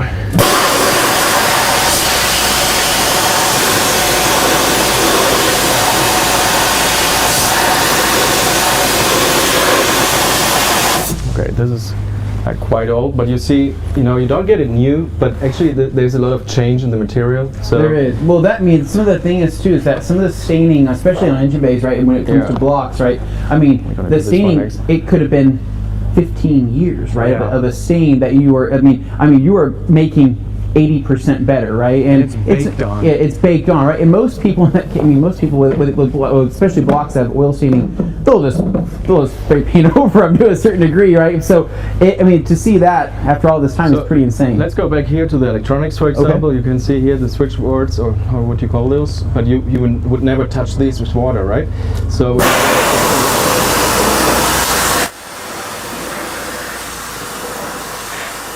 They just look like new. Oh man.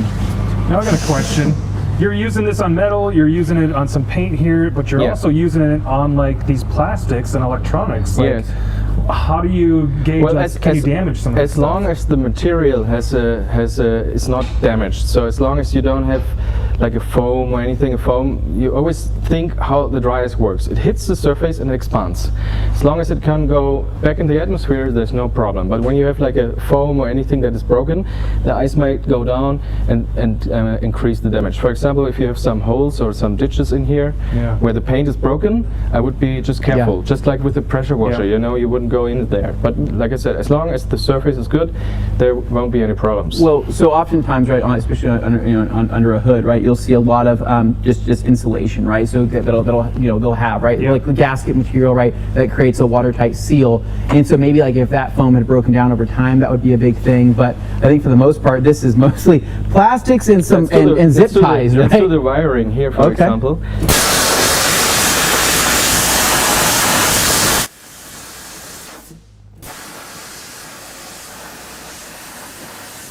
See how easy it is, or go.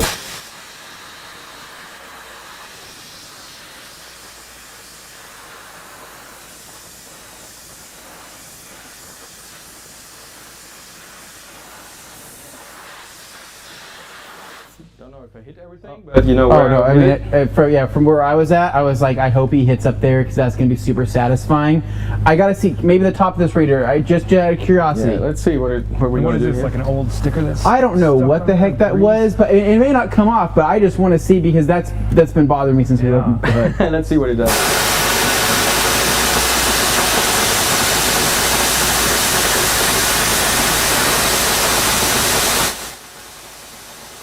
Thank God.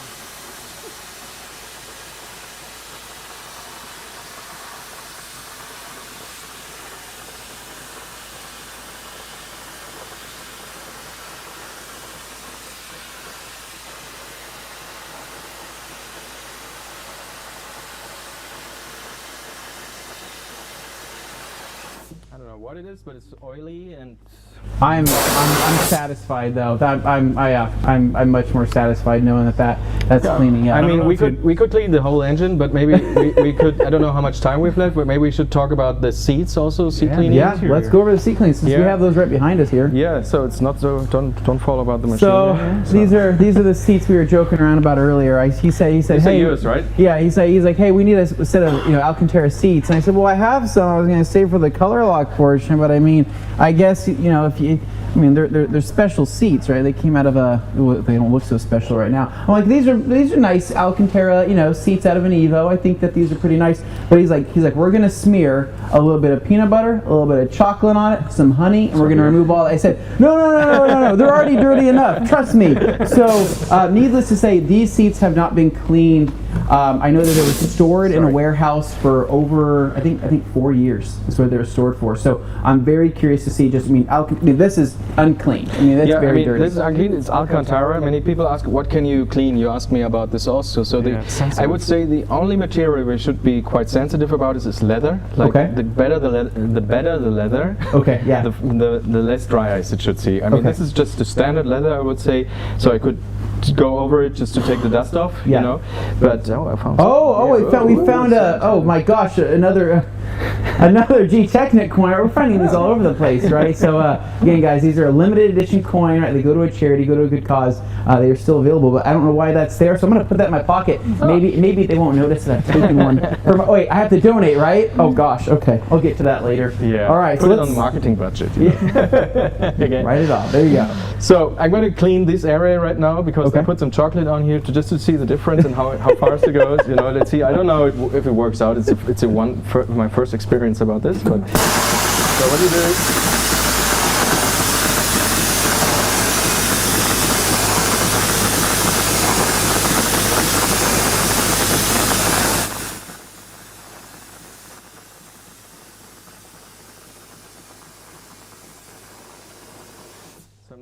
I'm not going to do it all because you're going to have to buy a machine. What? I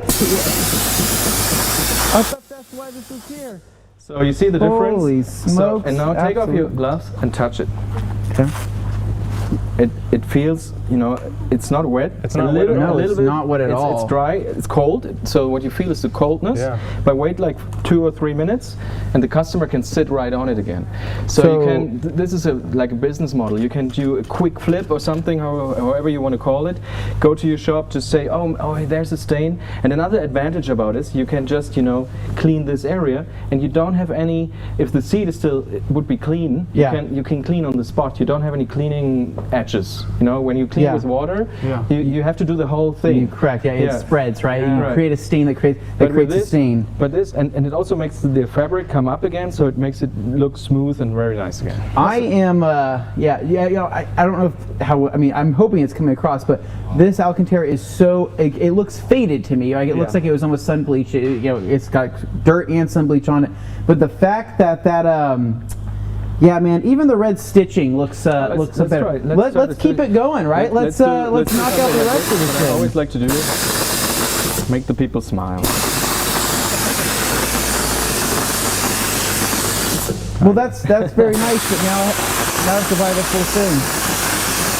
Okay, let's see about the stitching. The white thing, what you see here is just some condensation because, you know, it's so cold, so it sucks up some humidity here. So what I do here is, again, I switch the machine just to air mode. Okay. And then I just blow it up a little bit just to accelerate the process. And I would say, well, I can see it's red.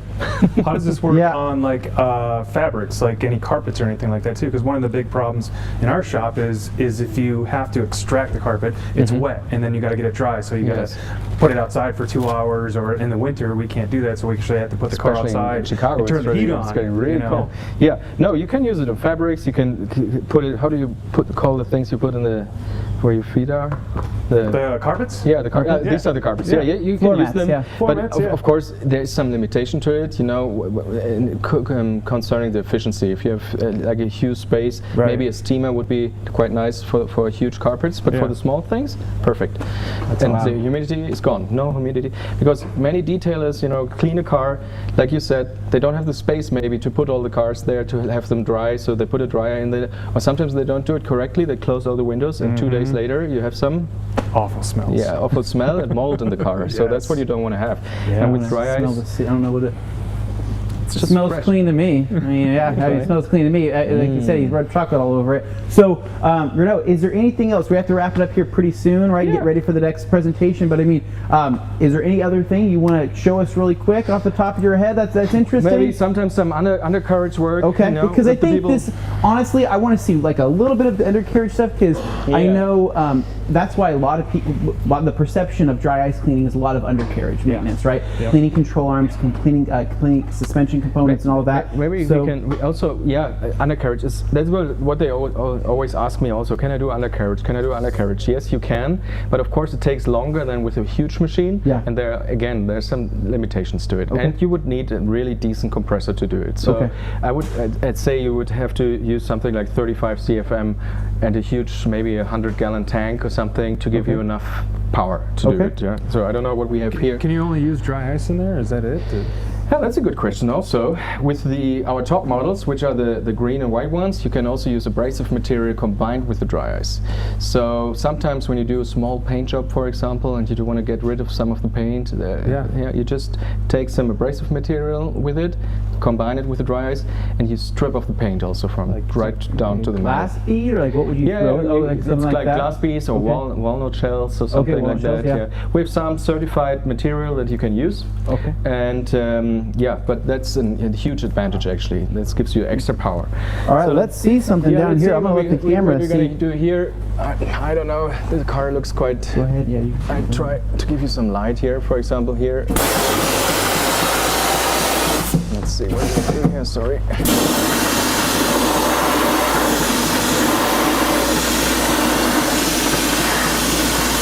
So we can clean this quite nicely.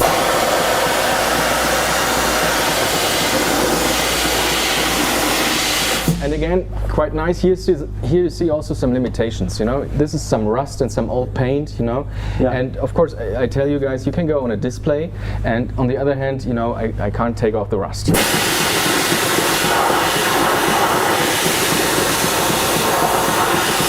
But still, at the end of the day, you know, it's technically clean. You know, there won't be any oil on it, or any rust, or any dirt, or anything. So, actually, I don't think if we already have the nicest picture.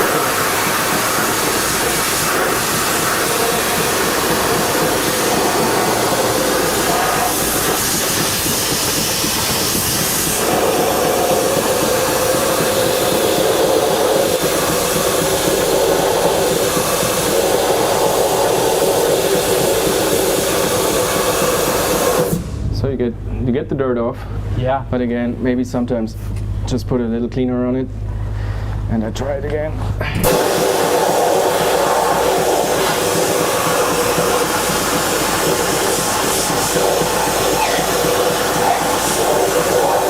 Again, here we have a lot of rust, but still you see the difference. And absolutely. You get it off, you know. 100%. But like I said, for an area like this, for a complete undercarriage, you probably need a few hours to do it. Yeah, absolutely. Can I shoot it once? Yes, I just want to shoot it once and then. But don't shoot your eye. Okay, don't shoot my eye out, right? So I'm gonna go for this little thing right here. How do I turn my flashlight on? Button? It's a mag light. So. Okay.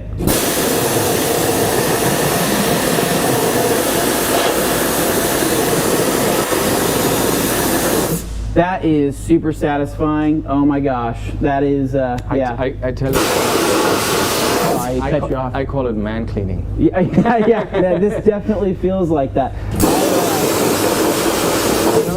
One thing people always tend to do, they go left and right, do it really fast. Just give the eye some time on the spot and go like painting, you know, just go slowly. Okay.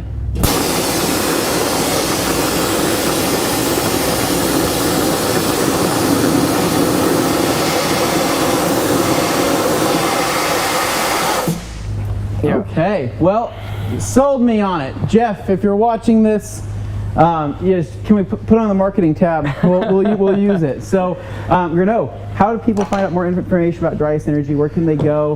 What do they need to do? Where can they follow you? Any last words? Yeah, we are on Instagram, of course. Just type in Dry Ice Energy. We are on Facebook. We have our own website, www.dryiceenergy.com. Yeah. We have information in English on there also. So just shoot us a message. We're, like I said, we're just building up a partner network here in the US. So just if you are interested in the product, just send us in a message, and we're gonna either give it to our partners or help the people directly. Absolutely, right on. Okay, Dane. I know we don't. Okay, well, so Levi, I know we didn't have you save any time for questions. I'm so sorry, but Levi is over there at the main dance floor, ready for us.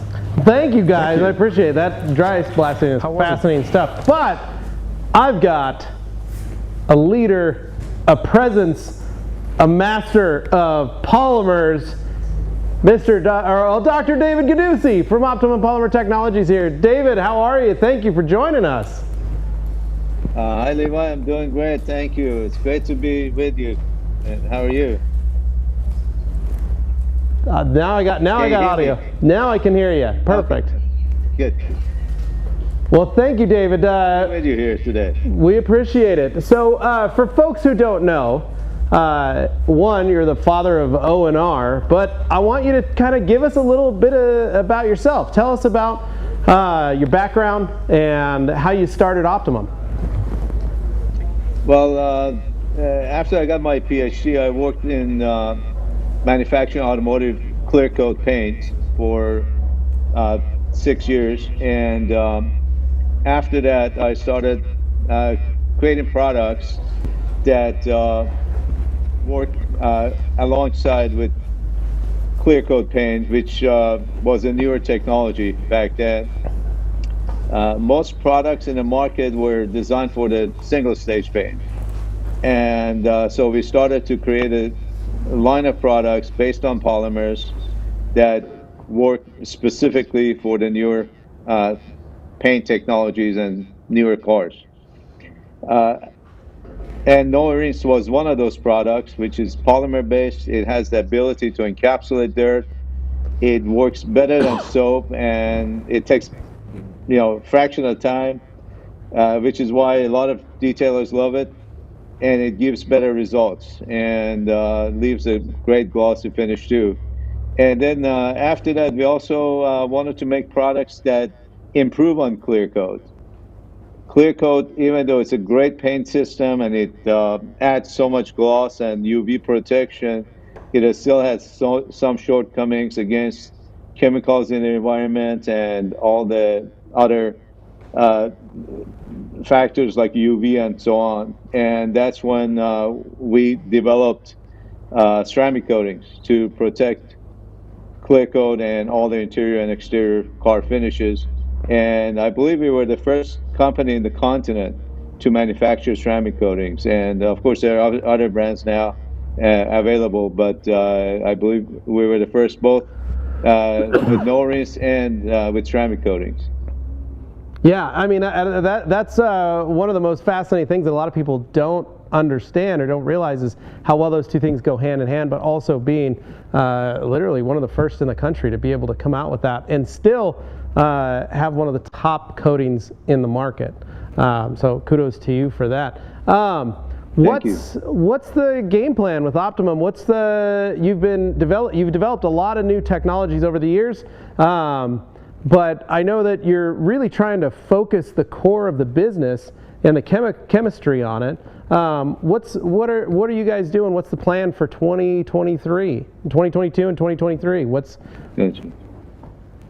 Well, we're still continually improving products.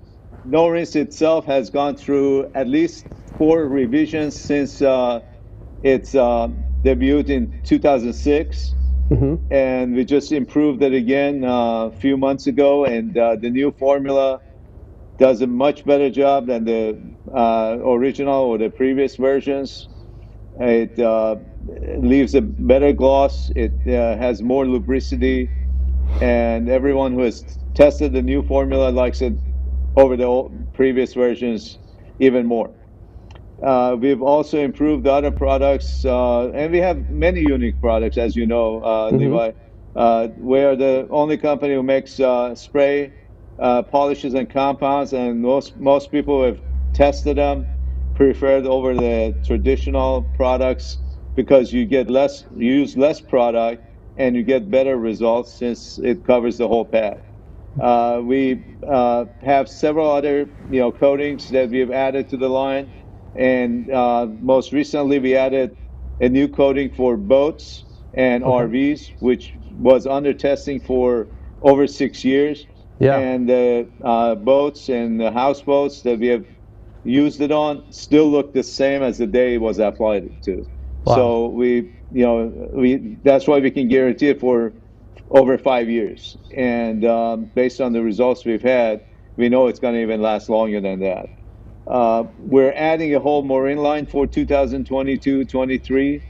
and it's going to complete round up our product line basically. But we continuously improve. You know, we improved OptiSeal this year and added more ceramic component to it. So every product continuously gets improved, and we try to continue to stay ahead of the rest of the crowd.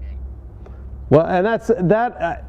I hold you guys in high regard as almost the industry standard in which every other chemical manufacturer needs to, tries to achieve or try to get up to. The ability that you have created in this whole line is something that when I first started with my business, I had been a detailer for 16 years, but when I opened my own business and started learning how to use products and learning synergy within the Optimum system, it not only saved me time, it saved me money, but I was getting better results, and I was getting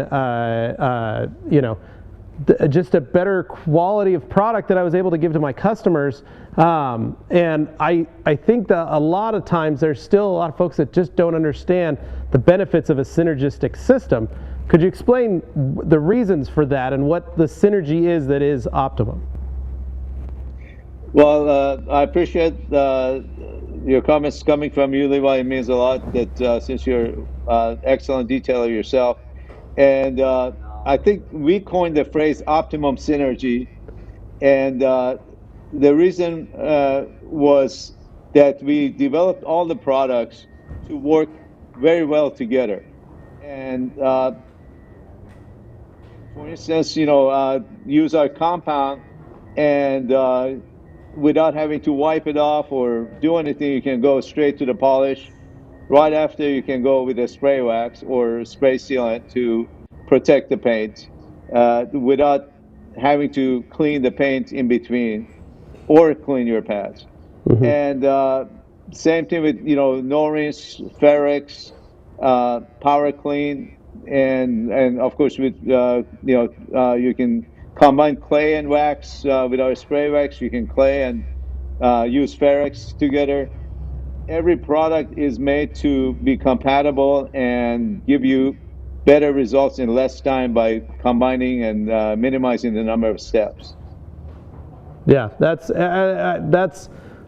you guys ever want to go, you go back and watch some of the old series of me when I was in my shop utilizing every single one of these products every day. Those tips and tricks are still that's what I do still to this day. I work out of my garage on the weekends detailing customers' cars that I still have, and I still use those same methods all the time. So O&R and the new formula, like you said, it added slickness, it added a deeper gloss, and did you say a little bit better cleaning ability in terms of its ability to encapsulate. Could you expand on, for me and Anthony, O&R has always been the king. I haven't found another rinseless that comes close to it yet, and that's saying something, to have something that's been out since 2006 and has been able to go through those revisions to continually improve itself. What are, we know about Zwitter Ionic. If you could explain that, some of the benefits that is O&R and what makes it so unique. Well, it's great that you know so much technical information about the product already, Levi, and you mentioned Zwitter Ionic, which means it has both the positive and negative charge ends on the polymer, and the ability to bond either to positive or negatively charged particles and encapsulate it, which is what makes O&R unique. And as it bonds to these particles, it coagulates and drops them to the bottom of the bucket. And on the surface of the paint, what it does is acts as a barrier between the particles and the paint. And that's why it does a great job of cleaning without having to rinse, while creating a great scratch and mark-free finish. And what we've done is improve the lubricity of the product and the polymers, so that when you wash, you feel that gliding effect more. The encapsulation works even better. The barrier between the particles and the paint are more effective, and all of that translates into a better finish and more gloss. Nice. I found that firsthand. For those of you that have ever tried, or maybe you want to try this test, I noticed it mostly on, like, say that Jeep Rubicon in the last session they were just working on a dusty interior. You know, when I used to detail, I would take an interior cleaner and I would spray it on a dusty, dirty interior, and what would happen was that liquid would hit that dirt and turn it to mud. And then I'm just smearing mud around the interior and I'm not getting it clean, and I would go through multiple steps and multiple processes trying to clean the dirt from the, I could never get it to lift and go into my towel. And one day I tried just using O&R as my cleaner for a dusty, dirty interior, and the dust and the actual particulates on the surface, when I sprayed O&R, its encapsulation ability, but then also the fact that you're running along that ionic cushion, so to speak, it would just lift and pull all the dirt, all the grime off the surface and leave the surface clean underneath, which if you've ever been in the industry and you've had to clean service trucks or work trucks that are just filthy and layers of dust, use O&R on that, because that really puts that Zwitter ionic ability to the test, so to speak. You actually see it actually do its job, and it works. And then being able to rinse your towel out in your bucket and have that stuff coagulate, go to the bottom, pull your towel out, and continue to be able to clean. That is a game changer, and something that I don't see any other rinseless on the market being able to do to that same level of effectiveness. So it's a real deal thing. And Leroy, that's a great point you brought up. That's one of the other unique properties of no-rinse, is that it has multi-usages around the car and home. And not only works great for cleaning the exterior of the car, but it works equally great for cleaning interior of the car. It works great as a glass cleaner because it doesn't leave any residue behind. It is great for cleaning countertops. We get people all the time telling us that they use it for all these other usages, as well as interior and exterior of the car. Great for hardwood floors, great for ceramic floors or tiles. It is a product that continually, expands in the amount of different usages that people find it to be effective and better than what they were using before.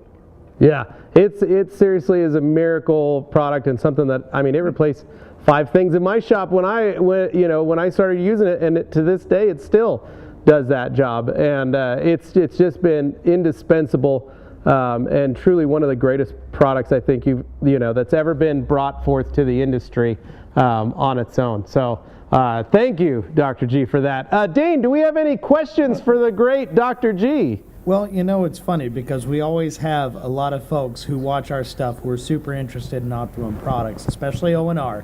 So there's a ton of fans out there just saying how much they love O&R. But I do have some questions here too. Okay. So let's go ahead and throw some up on the screen. I think this is an interesting one to start with.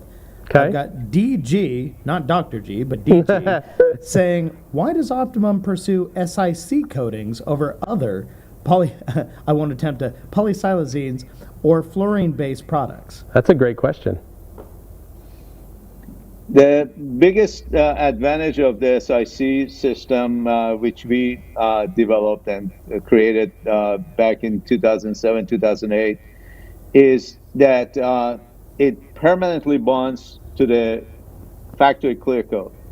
And therefore, it lasts longer than any other system in the marketplace. And most other products in the marketplace, ceramic or not, they require reapplication of the product or a booster or some type of additional work to make it last for more than a year. Whereas with our system, we have cars that were coated 5, 6, 7, or even 10 years ago, and it still show the same performance as well as it did originally when it was first applied. So that's why we stay with SiC technology. because it bonds permanently with clear coat. There you go. Okay, excellent. Great And answer. we have one of our super fans here, but he loves OptiSeal as well, and he's wondering if he'd be able to get bigger bottles of it at some point. I guess he goes through quite a bit somehow, which is amazing to me because it lasts a while. I mean, it really does. So he's plugging through it. He says 200, he says just a bit bigger, not needing a gallon, but with daily use, 236 milliliters goes faster than when you're a weekend warrior. Hans has the detail shop or detail car wash in the Netherlands there. He buys from Opticoat Europe, so. Well, I'm surprised because one bottle of OptiSeal works for 50 to 60 cars at least. Yeah. So, unless people over-apply it, which is very hard, to over-apply it, so it spreads so well. To go even larger, if we were making 16 ounce or 32 ounce, that would, you have to do 200 cars to get through one bottle. He must be overusing that's it why, or something. And that's one of the few people who has ever asked that question, I guess. And speaking of earlier, Levi, you mentioned synergy. That's one of the easiest ways to maintain a car or produce great results for a professional detailer is to wash with no rinse, spray OptiSeal, and then dry all in one. And that OptiSeal will help basically remove most of the water from the surface. You wash and seal the car in 20 minutes. And I don't think there's any other system that compares in performance or results and the speed. Yeah, and longevity. It lasts a very long time and is a very durable sealant for sure. Yeah. So. I got another OptiSeal question here from David Power asking, can it be used in a sink? He's worried about food safety issues. OptiSeal is being used around the kitchen by a number of people on appliances.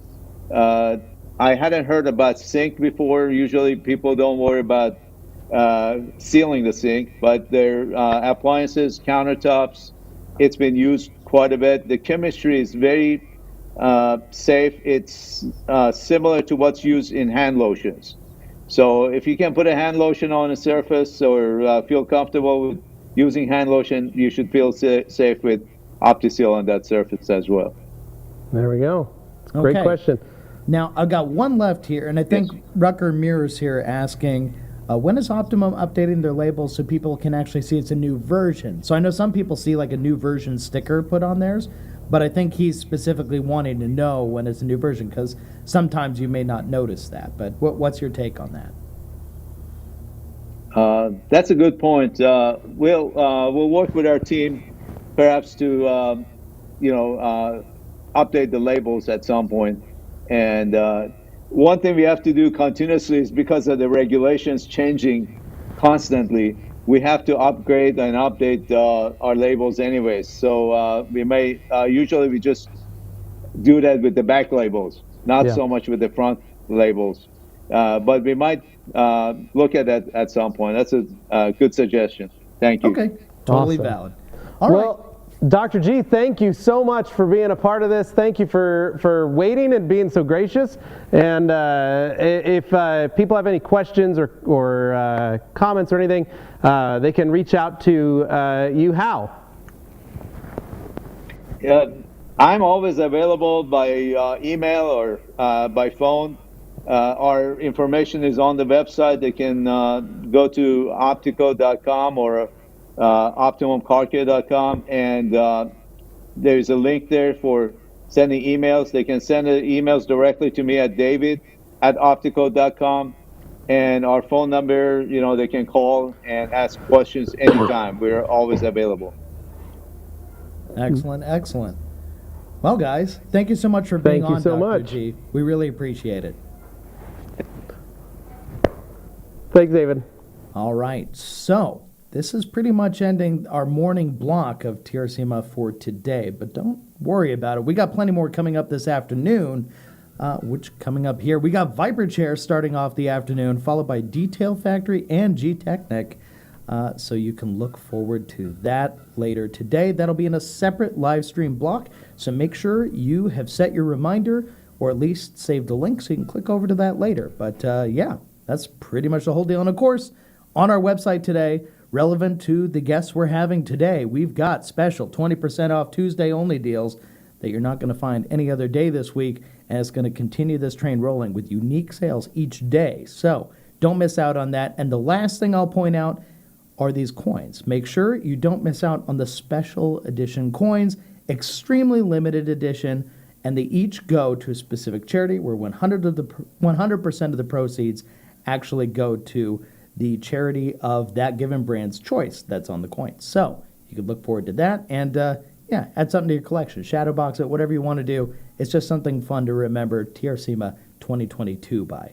So from all of us here at the Rag Company, enjoying TRCMA 2022 right now. We're loving it, but we do got to get some lunch. So we're going to take a little break, let a couple hours go by, and then we'll be back with your afternoon block. So we'll see you then.